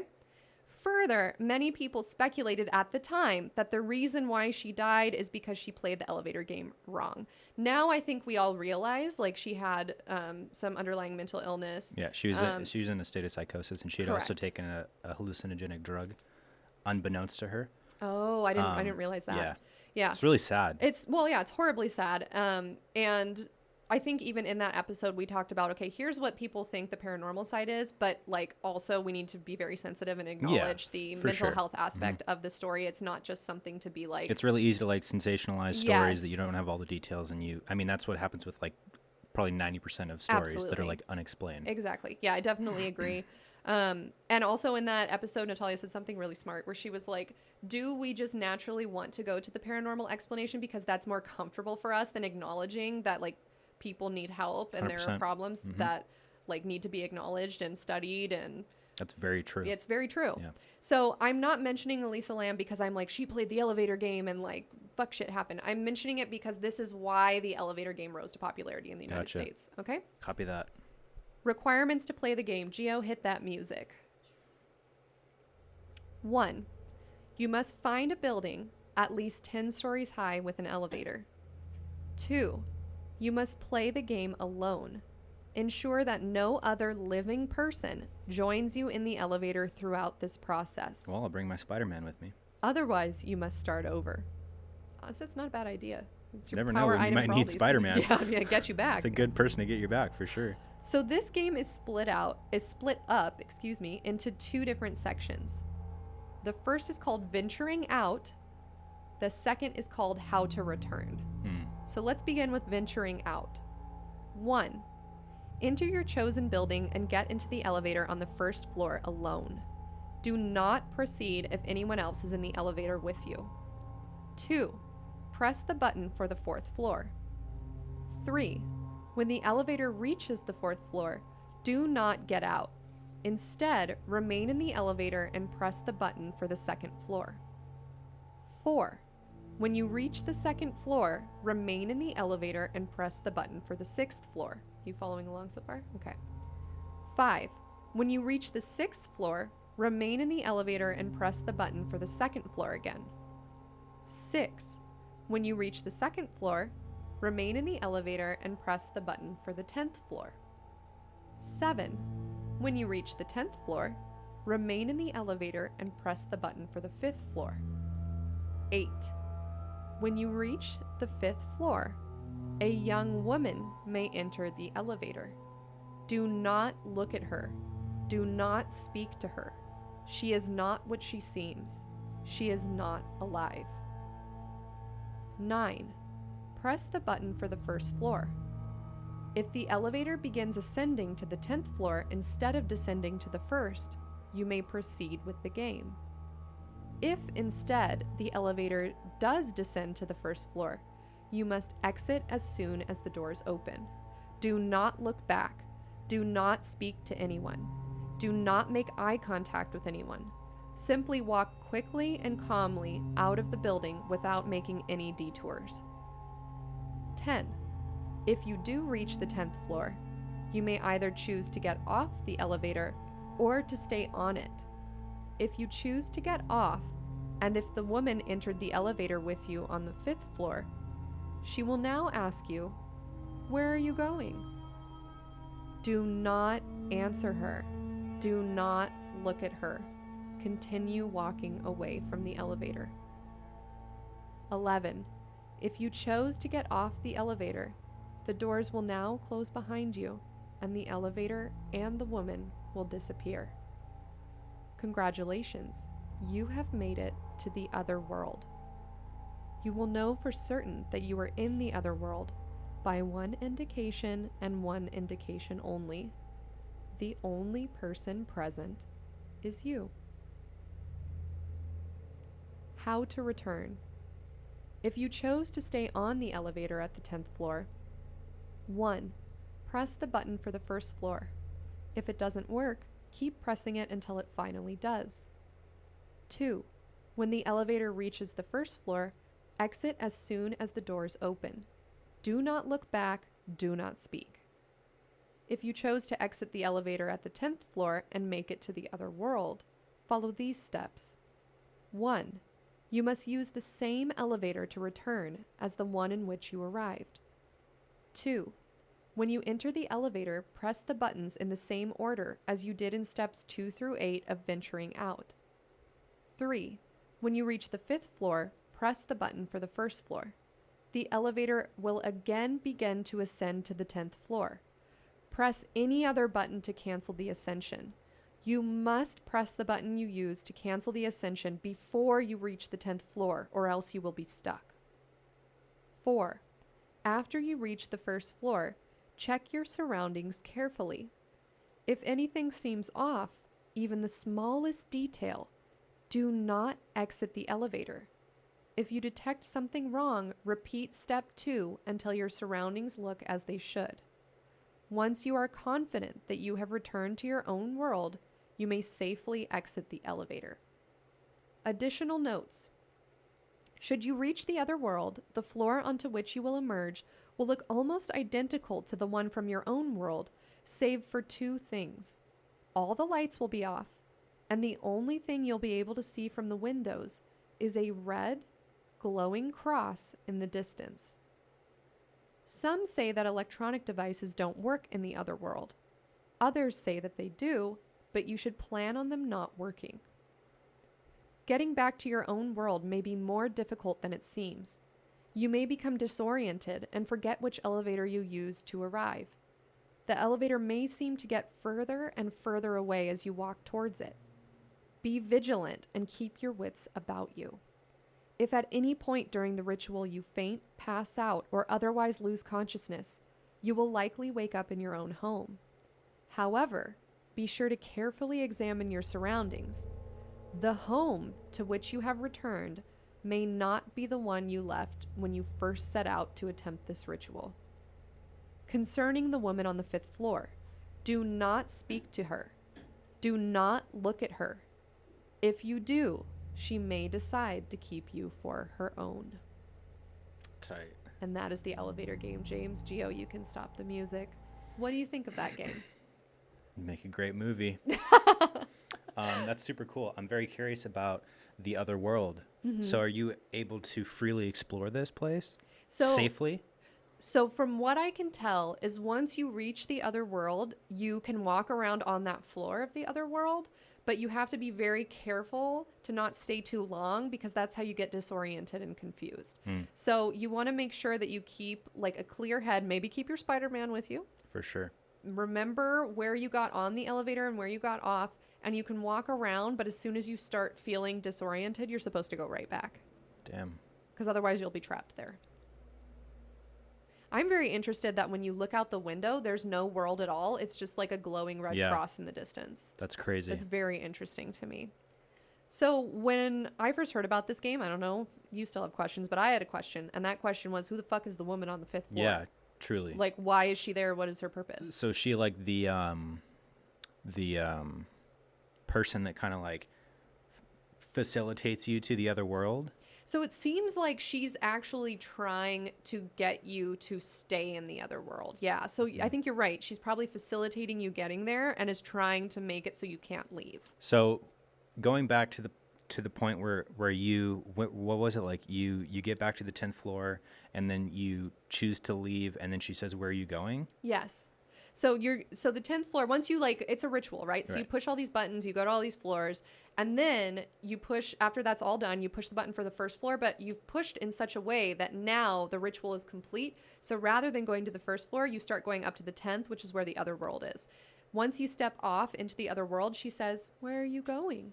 And if you respond to her, she's supposed to like come for you and like, I mean, do something with you, keep you there. Because it Can says you beat the shit out of ghosts? You know, this like is in a situation question. like that, like sure you're scared, but like, at the end of the day, I'm gonna fight. I'm gonna beat the shit out of her for my right to party. Yeah. Like, would that have any effect? I don't think so because that's such a bummer. I know. I think the main thing about ghosts. I'd be like, bet you didn't think this was gonna happen. Although there are some scary movies where people just start fucking up, like the ghost that's coming. Yeah, for them. I feel like you would initially think like, oh, I can't do anything. I have to run. Right. But what if you like try? Although that is a good point, James, because on this show we have talked about before, I mean, not in super in depth, but like there are some ghosts that seem to have like almost omniscient power and then others that are just like if you leave the room, they can't get you. Right. You know what I mean? Like they're confined. Yeah.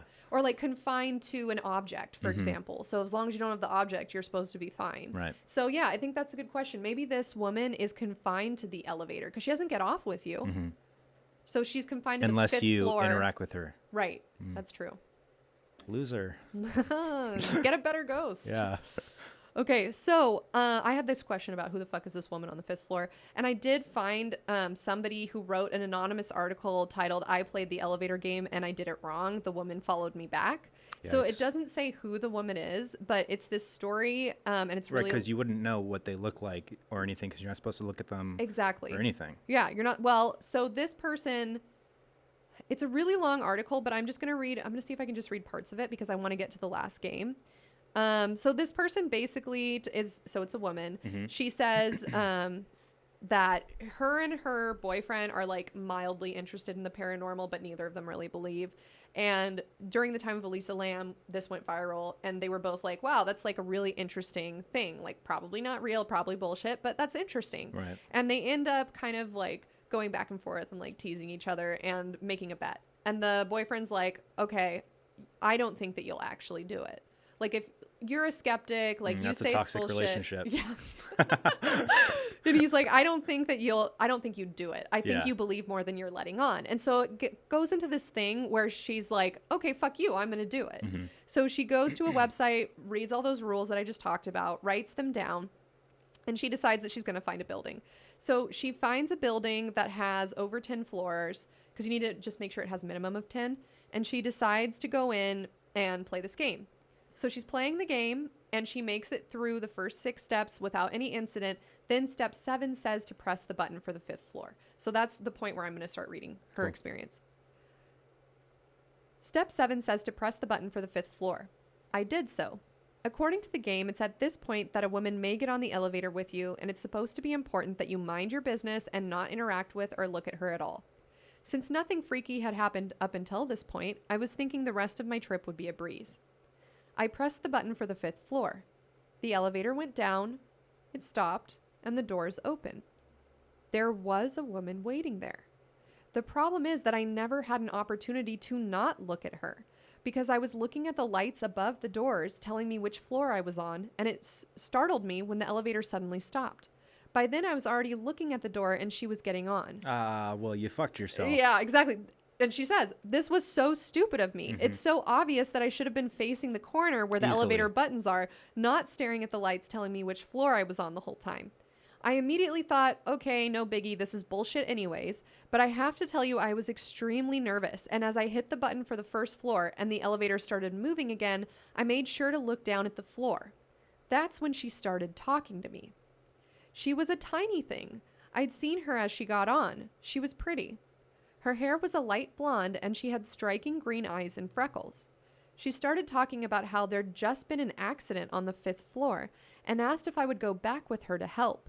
Oh, this was totally nonsensical. Are you fucking kidding me, dude? Yeah.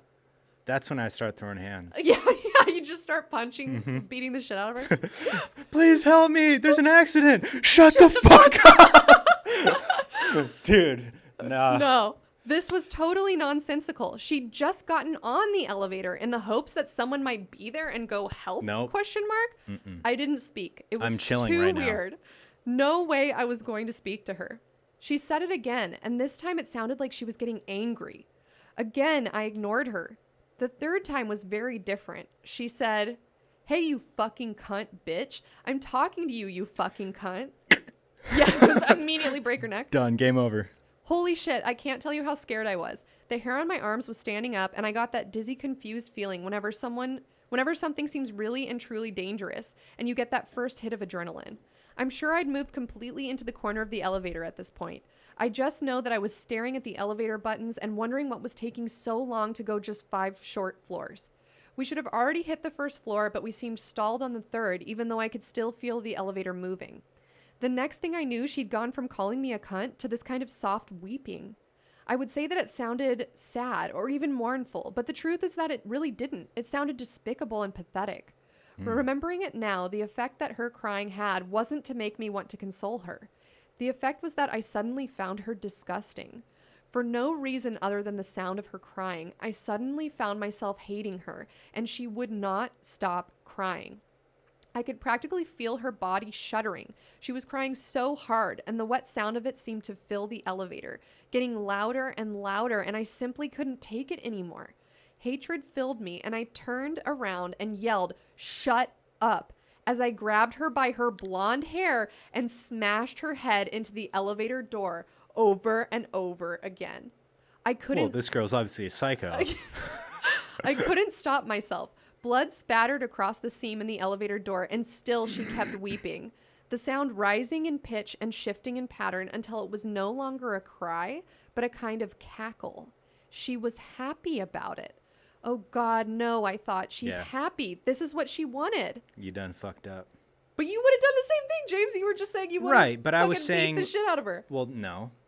I was I know, right? Yeah, you did. No, but I was saying that like once I knew that I was fucked, then the game would change. But I would, got you. You know what I mean? You'd play along. I would play along and I would avoid her, and then if anything had happened, well, like I guess in the same situation, like she knew that she fucked up, so she's already wrong. She's already fucked up. Yeah. Then sure, I would do the same thing. Okay, all right. And like that, I realized that I had not only looked at her when she came through the elevator door, but I had acknowledged her, and worse than that, I had touched her, grabbed her hair, and struck her. I'd given her exactly what she wanted and all the things in the rules that you're not supposed to do. And then, ding, went the elevator door. We had arrived on floor 1. Turning, the woman's face was no longer that of a pretty young girl, but was contorted in a face of pure pleasure, as if she had been relieved of a burden long carried, and she stepped off the elevator and into the lobby, blocking my exit. The door slammed closed, and the elevator began its rapid ascent. I pressed every button on the elevator's console trying to stop it, but nothing responded. The buttons were dead. Faster and faster, the elevator ascended until, with a loud creak and squeaking of the cables, it came to a complete stop. The floor indicator light read 10. The doors opened and nothing. There was nothing. It was just the 10th floor of the building. On the right and left were offices with glass doors and windows. Inside, I could see people answering phone calls or appearing to be in meetings, just your basic stuff. I hit the elevator button for the first floor, and the elevator moved smoothly downward. At the lobby, I stepped out and walked quickly out of the building and onto the street. I didn't know what the hell I had just experienced, but I knew I didn't want any part of it. This is the part I really need you to listen to. This is the part that matters. The next morning, after going to sleep in my own bed, I opened my eyes and I was standing in the middle of an office building, fully dressed. The light was dim, and as I peered out the windows, I saw what I can only describe as a dead city. A faint dim light on the horizon illuminated everything with a crimson sheen that glimmered like a greasy film in the low light. There was no sound. I don't mean it was quiet, I mean that the place was completely absent of sound. Ahead of me was an elevator, and the floor indicator read 10. I pushed the down button to call the elevator in such a panic that sweat seemed to instantly cover my body. The elevator arrived, the door opened, I got on and it took me down to the lobby where the low red light was gone, and in its place was the normal lobby I had seen the day before, and it was morning.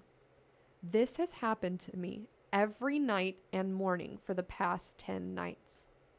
During the day, when I'm out of my apartment, I see the blonde girl's face in every crowd, but she always disappears when I try to focus on her. On the 6th morning that I found myself in the building, the elevator quit working and I took the stairs down to the lobby, and I've had to take the stairs down every night since, but they get longer and longer. Yesterday morning, after walking down at least 50 flights of steps, I opened the stairwell door at the floor I was on, and I was back at the 10th floor.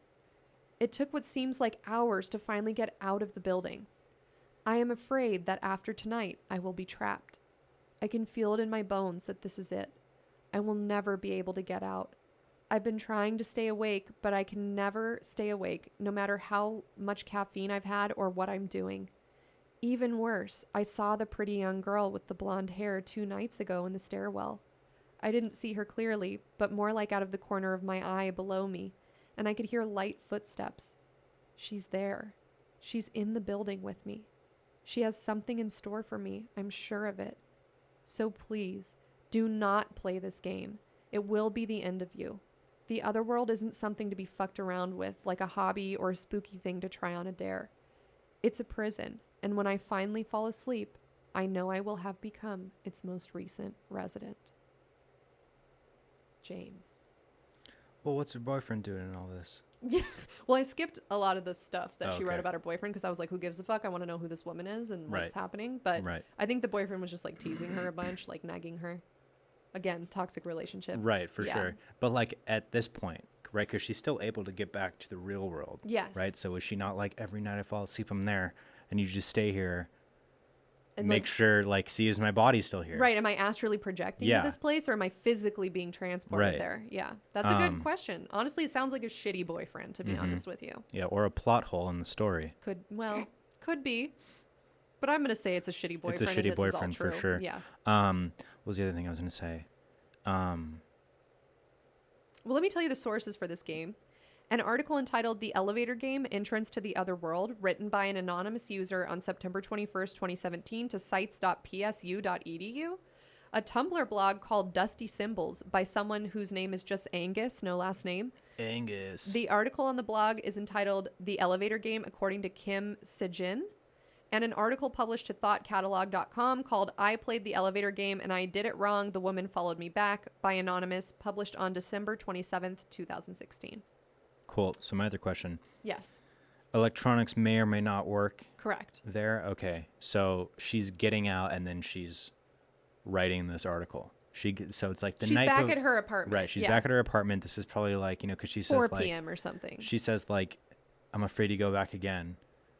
I'm afraid to fall asleep is what she says. Fall asleep again because then I'm going to be stuck there. I'm going to wake up there. Yeah. Right. But she thinks that she's going to be stuck there. Yes. Like she feels the impending like build up of it all. And like one more time, the next time I'm there, I'm done. Yeah. So this is her like final thing. So this is like, if I fall asleep tonight, this is what happened to me. Yeah. Okay. But then she posted anonymously. So it's like, it's kind of hard to be like, you should be like, hey, my name is James DeAngelis. I live at 732 Button Street. That's my exact address. I don't know why that was the first thing I thought of. I don't know. Button Street. Yeah.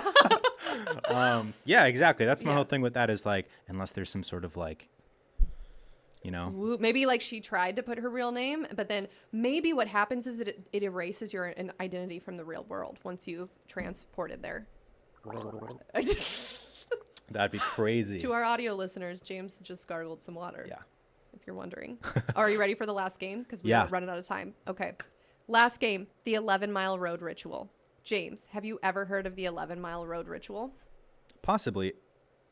Really? I had never heard of it. Well, I'll know once you start telling me what it is, because I feel like there is a story I'm thinking of that might be this. Be it? Okay, we'll find out. Now, this is one we've never talked about on the show before, so everyone fucking buckle up and listen. As usual, you must carry out this ritual alone. Great. However, unlike the other rituals that we've discussed today, you don't have to be alone. This game involves more than just reading a script or sitting in a dark room. This game involves traveling in a car. Rules. Do you have something you desire more than anything in the world? Perhaps you desperately want to be wealthy, popular, beautiful, or loved by someone. As humans, we all desire something in this life.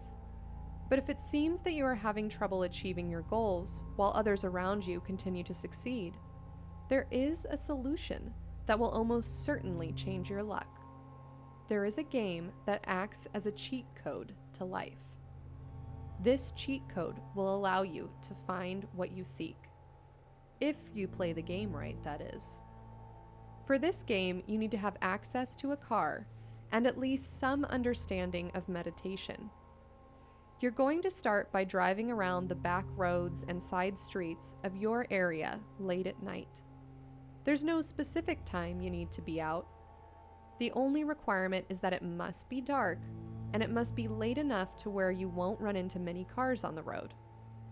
This is also why more rural back roads are ideal, and some say the game works even better if you are able to find roads surrounded by dense woods or a forest. You must also make sure that your cell phone and car radio are switched completely off, because silence and concentration are extremely important to this game. As the name of the game suggests, you are looking for an 11-mile road. To be more precise, you are looking for the 11-mile road. It doesn't matter which city, state, or country you live in. The 11-mile road is accessible from anywhere, and that's because it doesn't actually exist in the real world. To access this stretch of road, you must first clear your mind of all thoughts except for the task at hand. Find the road at all costs. Repeat in your mind, not out loud, the following phrase. I am driving towards the 11-mile road. I am driving towards the 11-mile road. Over and over again. There won't be any big moment, no fireworks, no sign, to let you know that you've reached your goal. But there will be subtle changes around you once you've successfully found the 11-mile road. Changes to the foliage and the atmosphere may catch the corner of your eye as you drive, for example. Maybe an owl or a bat swoops suddenly in front of your windshield. Maybe a wolf or a deer peer unblinkingly at you from the trees dotting your path. The moon may appear brighter, or the weather may change. Whatever the change is for you, your body will instinctively sense it when it happens. According to one person who played the game seeking wealth, they knew when they had found the road because the trees seemed to shine, as if they were lacquered in gold with diamonds sprouting from the branches. Another person who played the game seeking companionship reported seeing dark, shadowy hands, as if made of mist, beckoning them down a side road. Once you're sure that you've found the road, take a deep breath, and then turn down it. You may have the sensation of passing through a bubble, plunging through water, or pulling back a thin veil, and you may begin to feel uneasy or restless. But don't worry, this is normal. You are now on a road that does not exist in the real world, but which holds the answers to what you desire more than anything in the world. Another clue that will let you know that you are on the right path is that the road will now have trees on either side, regardless of whether or not the trees were there to begin with. As you slowly continue driving down the mystical road, each mile brings new terrors meant to test your desire. How far are you willing to go to get what you want? How deep is your desire? Keep track of your odometer and remember these mile markers. Mile 1. As you begin your journey, you'll notice that the temperature will begin to drop inside your car. This is sort of the welcoming sign that you've found the right place. You must resist the urge to turn on your car's heater. This journey is meant to be uncomfortable as the cosmos tests your resolve. Mile 2. The temperature will continue to drop here, even colder than before. Some players report seeing their breath forming a white fog in front of their eyes at this point. Continue to resist warming yourself. Mile 3. If the road was paved before, you will now find yourself on a dirt road. The road may be dusty, or you may hear the crunch of twigs and rocks underneath your tires. You will also begin to spot silhouettes and human-shaped shadows in the trees along the road. It is imperative that you ignore them. No matter how close or menacing they may appear, you must keep your eyes on the road. Do not make eye contact or turn down or turn towards any shadow people that you see on your journey. Now is not the time for distractions. Mile 4. Those shadows you saw before will disappear, and you will now begin to hear whispering, disembodied voices. You must tune them out as best as you can. But remember, you cannot talk to yourself or use your radio or phone. Listening to the voices or trying to determine what they are saying will only draw them closer to you, and you do not want them getting any closer than they already are. Mile 5. The trees around you may suddenly disappear, and you may spot a beautiful lake lit by a gorgeous full moon. This will be very inviting. You may even begin to feel giddy. You may also be overcome with the urge to leap from your car and plunge into the lake, but you cannot, under any circumstances, stop or leave your vehicle. Do not approach the lake. Keep driving, no matter how alluring the images you see are. Stay on the road. Keep driving. Mile 6. You are halfway to your goal. Unfortunately, that means the tests are going to get more difficult. The trees will return here, and the stars and moon above you will disappear. Your headlights will begin to flicker as if they are going to go out. Your radio will either turn itself on, or sound will come from it despite it being off.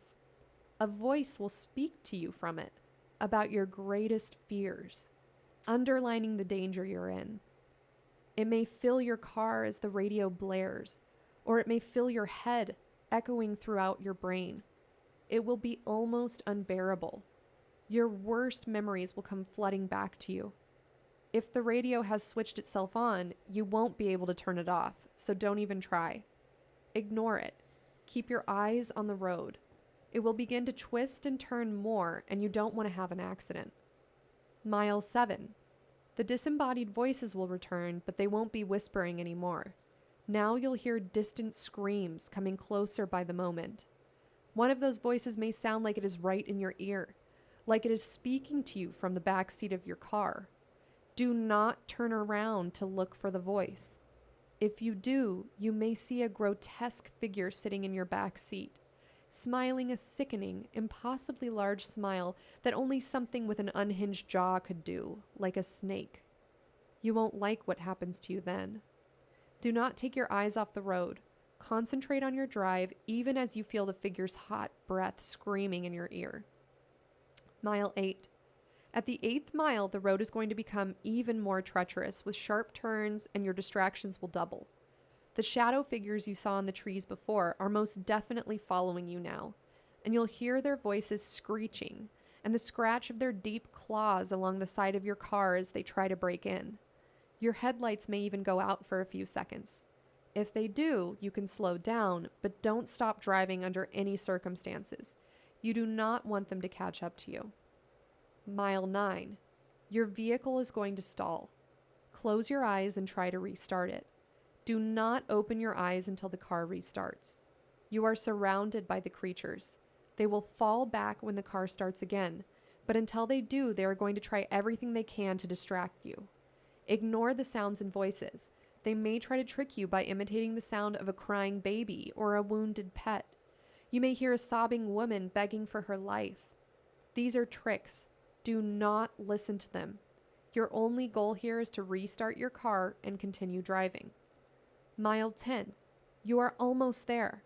At this point, the voices will stop. You may be tempted to look in your rear view mirror to see if the creatures are still following you. I can assure you that they are. Do not look in the mirror. Do not check your back seat. Keep driving. Mile 11. Your vehicle will once again lose all power, but it will not stop moving. You may see a glowing red light ahead of you. You are no longer in control of your vehicle's movements, so don't even bother trying. Remove your foot from the gas as your vehicle gets pulled forward by an unseen force. Close your eyes. Cover them if you need to. You do not want to see what's around you. Do your best to tune out the noises filling your ears. The cold will suddenly be replaced by heat. This is by far the most excruciating point on your journey of the 11-mile road. Some say you're being drawn through hell itself. You may hear the crackling of flames licking the side of your vehicle. You may hear tortured screams and the sizzling of flesh in the distance. This part of the journey will only last about 30 seconds, but it will be the longest half-minute of your life. The dead end. Once power returns to your car, the noises will fade away and it's safe to start driving on your own again. In a short distance, you will come to a dead end. Stop the car, relax, close your eyes, and focus on what it is that you've desired. Why did you take this journey? What wish did you want fulfilled? Once you've done this, you can open your eyes, at which time you'll discover you have returned to the beginning of the road. If what you desired was material, check your trunk first. If it's smaller, it might be in your back seat. And if it's really small, it may even be in your pockets, but it will be there. If what you desired was not a material object, drive home and pay attention to your life. In the next few days, your desire will manifest in some way. Warnings. Aside from the warnings listed in each of the individual mile markers above here, aside from the warnings listed in each of the individual mile markers, here are a few more things to keep in mind if you do decide to play the 11-mile game. Do not roll down your windows for any reason. Do not use your cell phone. It probably won't work anyway, but just don't. Do not turn on the radio in your car. Do not get out of the car at any point until you've been returned to the beginning of the road. Do not drive over 30 miles per hour on this journey. There's too much going on and you could have an accident. Never look in the backseat of your car until the following day. The screaming figure with the snake-like jaw will be waiting there to swallow you whole if you disobey this rule. And that is the 11-mile road ritual. That's super cool. Which one do you like the best? Of all the stories? Yeah. Well, the Three Kings one was really cool because I want to make that into a short film for sure. But the 11-mile road one was cool because I like the idea of like the tiers and like the tests. Yeah. It kind of reminded me of 1408, Room 1408. I actually have never seen that. Oh, it's so good. I need to watch it. It's really good. But just the idea of like, not exactly the same thing at all. It's actually very different. But I don't know why I was just imagining that because like he can't escape like the room and shit like that. But you should definitely watch it. It's really good. Okay.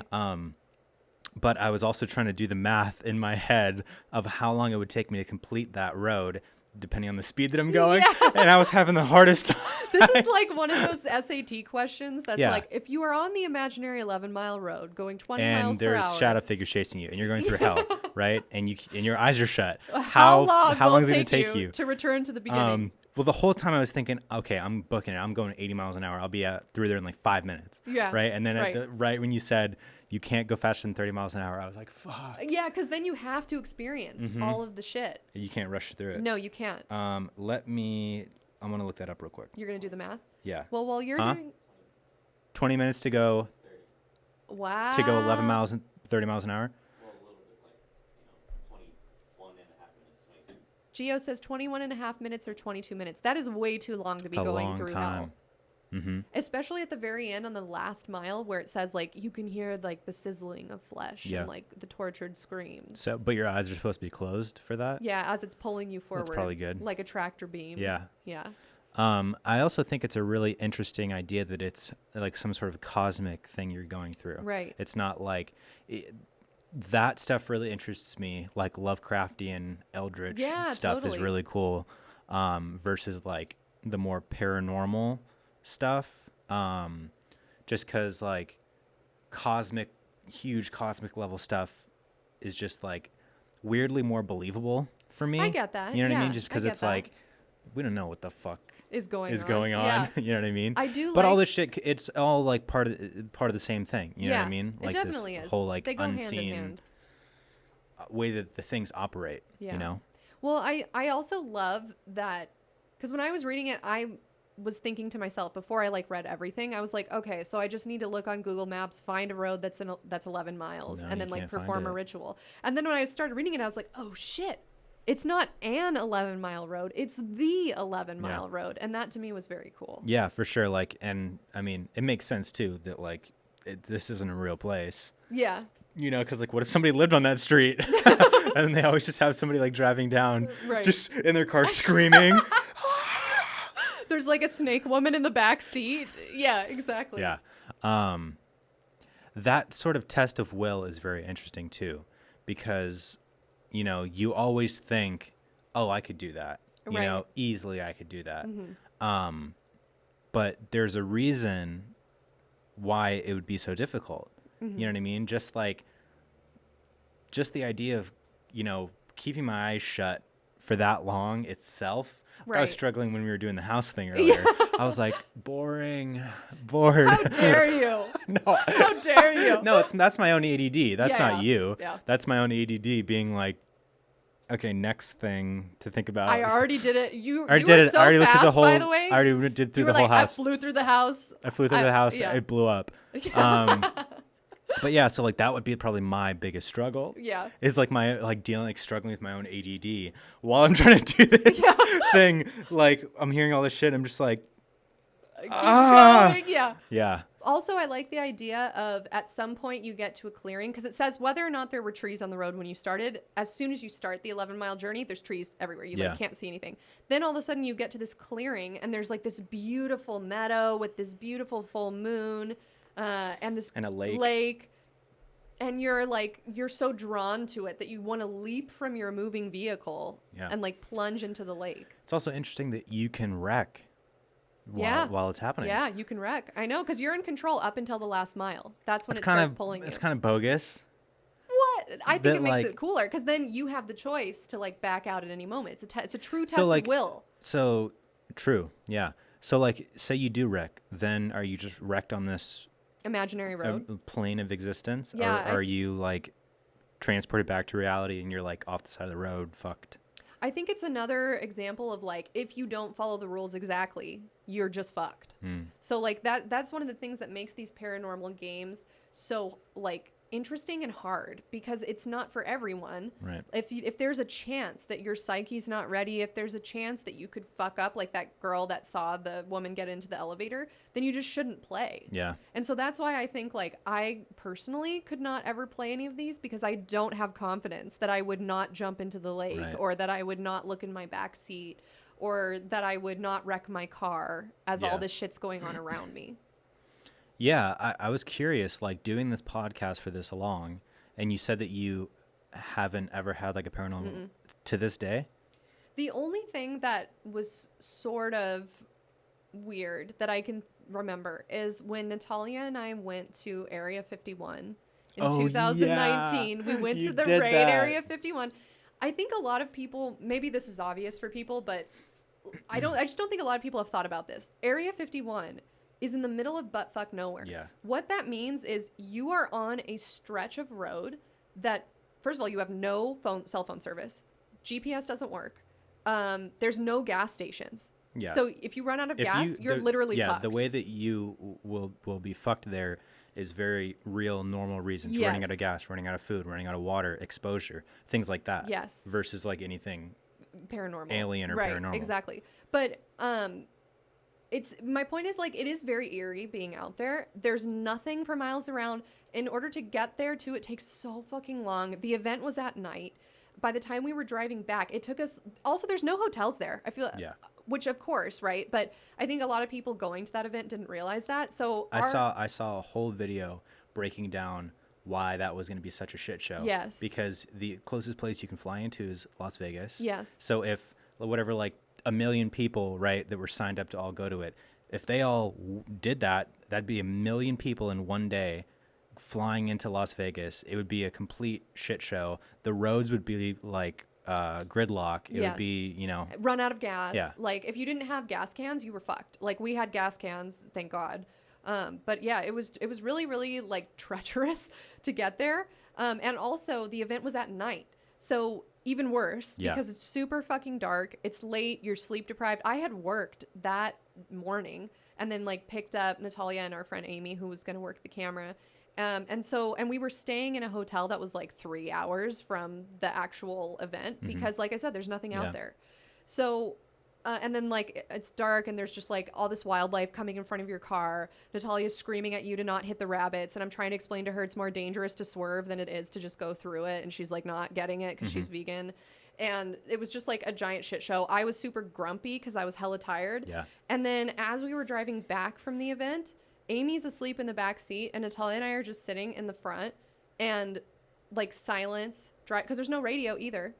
Wow. You can't have Spotify because you don't have service. It's like, it's nothing but you and your thoughts and for miles and miles of dark ass road with nobody else on the road.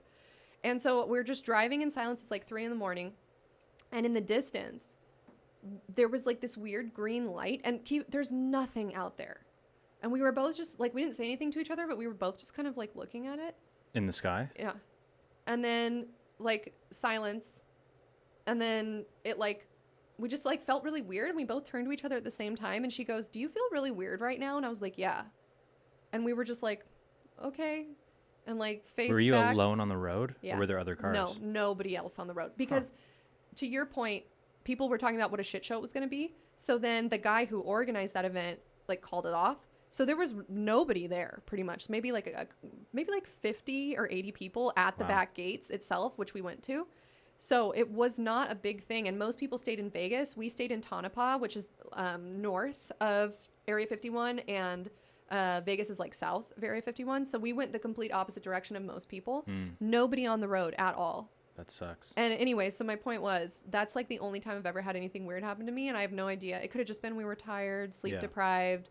It does kind of get like, it's just weird. Like if you've ever been to like Kansas, for example, just staring out into nothing is very weird.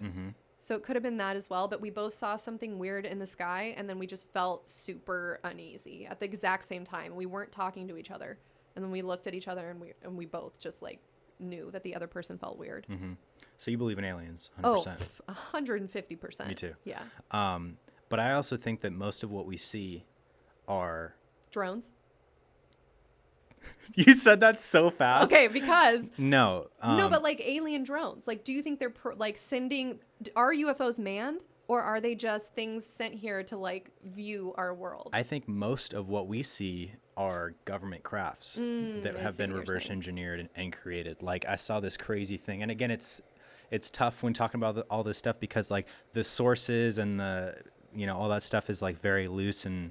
You could say like you saw this thing and there's a source, but it's like, I don't know, unless you do your due diligence and do your research, it's like hard to like, and you don't always want to do research when you see a thing. You're like, that's cool. I'm going to choose to believe that, scroll to the next thing or whatever. Right.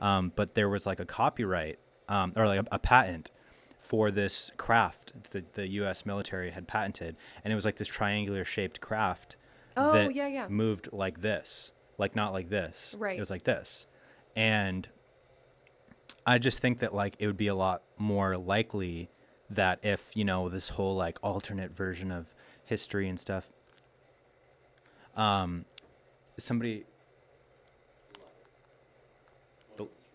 fuck yeah.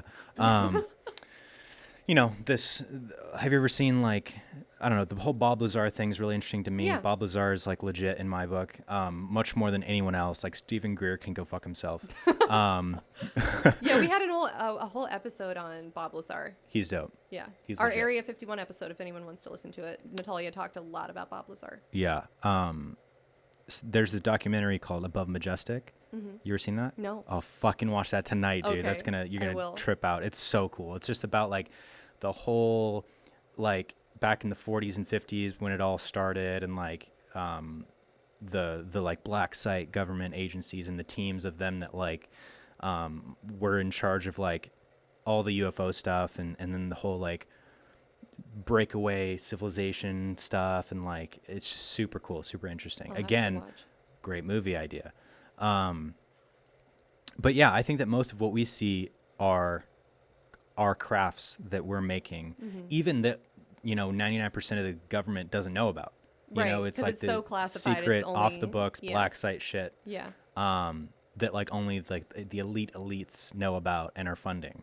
But then some of them are aliens, for sure. But again, I don't know. To your question, I don't know if they're drones or not. I haven't thought about that. Yeah. You think that they're just unmanned crafts? I don't know. It's definitely would be safer. a question. Yeah. Well, think about it. If we somehow had the technology to get to another planet, would we send people first, or would we send an unmanned drone first? Because we don't know if our people can survive in that climate, or if it's too dangerous. What if the person gets captured? Yeah, I don't know. I mean, you'd think that they would know that shit if they were that advanced to be able to do that travel, but not necessarily, because I feel like, you know, so much of like exploration and discovery and science and stuff is like taking risks. Yeah, it's just, you know what I fucking mean? doing It's it. just fucking doing it. Like when they, dude, have you seen First Man? No. About Neil Armstrong and the Apollo missions and stuff? No, but we did. With Ryan Gosling? No, I haven't seen it. Oh, fuck, it's so good. But like the main thing about that is like whenever they have a scene where they're like in the cockpits of the vessels, the ships and shit, like it's all shot from inside the ship. It's all like super rickety, and like you hear like the bolts and shit shaking, and it's like super like it's terrifying. And it's like, how did it work? Exactly. Yeah, but it just goes to show that like you just got to take a risk and do janky ass shit to like pioneer stuff. You know what I mean? Dude, that movie was crazy. It gave me like, I don't know. I went to this whole phase of like space terrifying me. Yeah, space is very scary. It's so scary when you really think about it.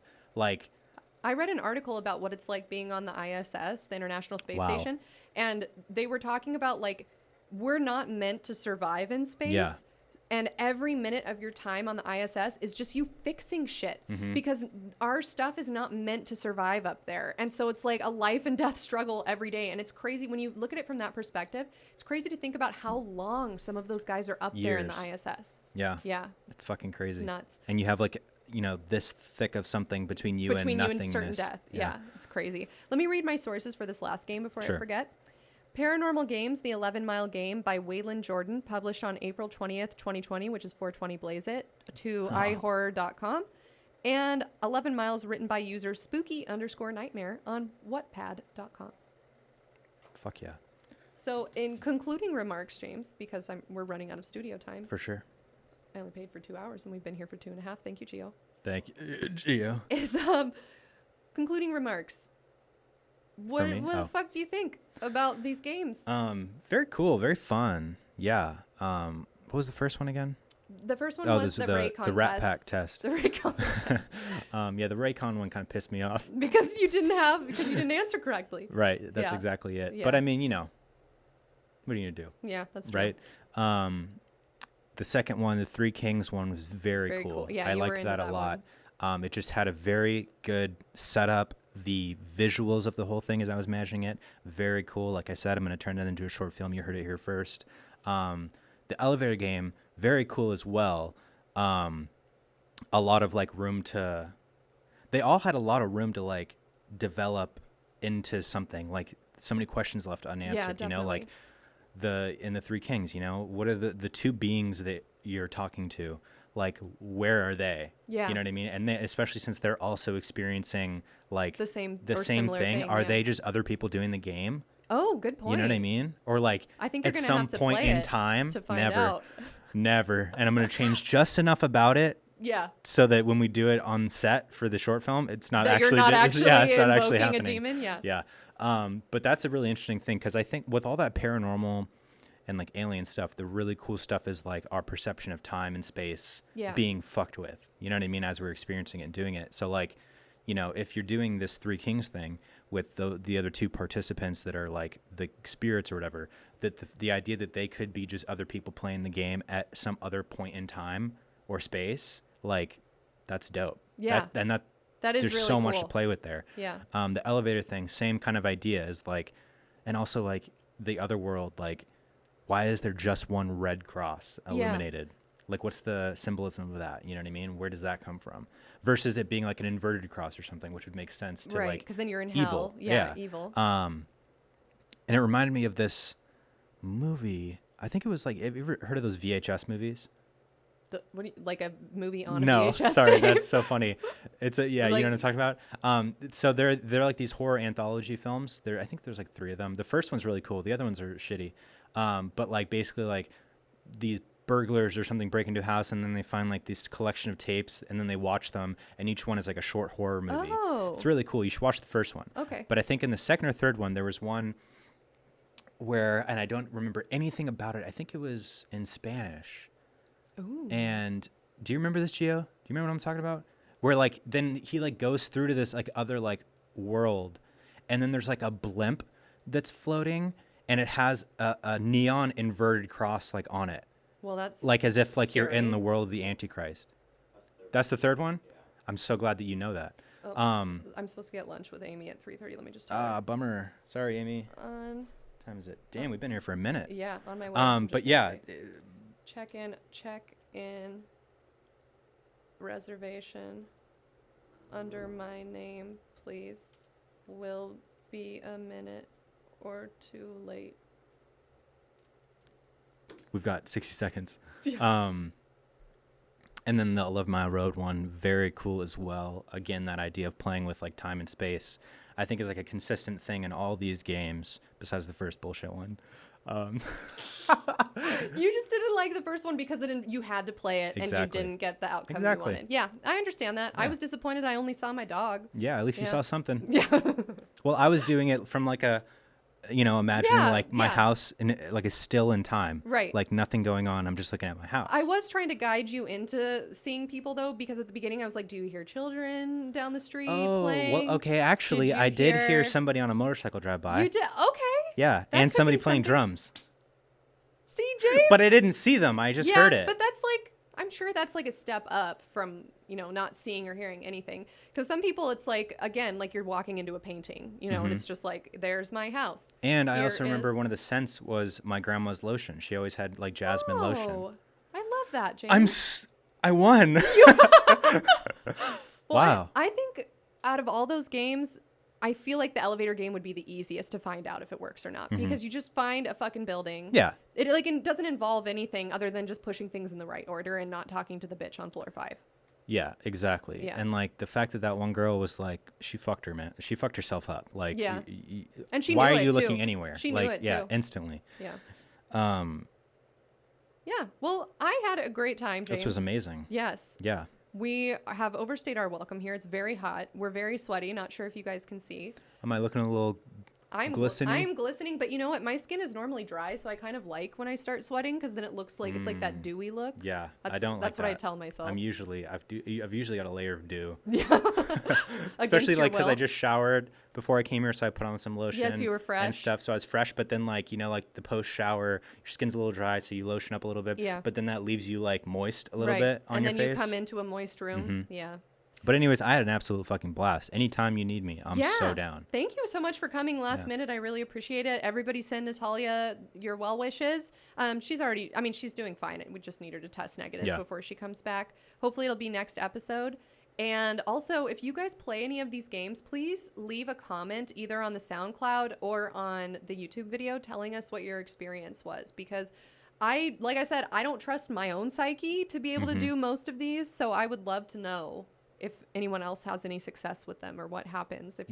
I feel like I have maybe not the will. I feel like, I struggle with willpower, like with doing my own shit. Like, right. projects that I want to But do. you think you would have like the in a situation, the chutzpah yeah, to like get through it, and the like, just resilience to like, well, I'm in it now. I'm not gonna like die. I'm not gonna let myself die. Right. You know what I mean? Yeah, you have no choice. Yeah, exactly. But to persevere. Mm-hmm. Well, I'm very excited for you to try these games and I won't report be. back to me. Them. And I'm very excited for you guys to play these games and report back to me. And thank you again, James. Are you ready to do our sign off? Yeah, well, real quick, Beyond the Pine, it's my podcast yes. I have with my friend. We put out new episodes every single Wednesday on YouTube, the Sugar Pine 7 channel, as well as on, Spotify, iTunes, and all that. So check that out. Like I said earlier, if you like a comedy podcast of two boys fucking doing it up, getting off. Yeah. Excellent. And also head to letsgethaunted.com to buy your summer merch. Natalia and I are doing our own merch, which is a fucking nightmare. I think anyone with a podcast will tell you it's a goddamn nightmare to do your own merch. So please buy it because it'd make us feel good that we didn't do it for nothing. For sure. And James, time to do our sign off. Do you know how to do it?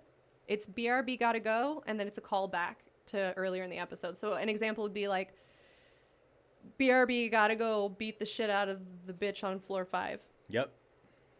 Do you have to say it? Okay. I can't say it.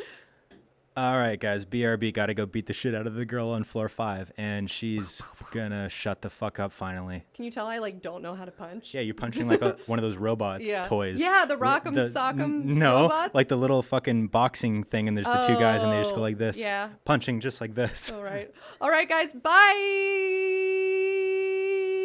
You were supposed to say it with me. Bye.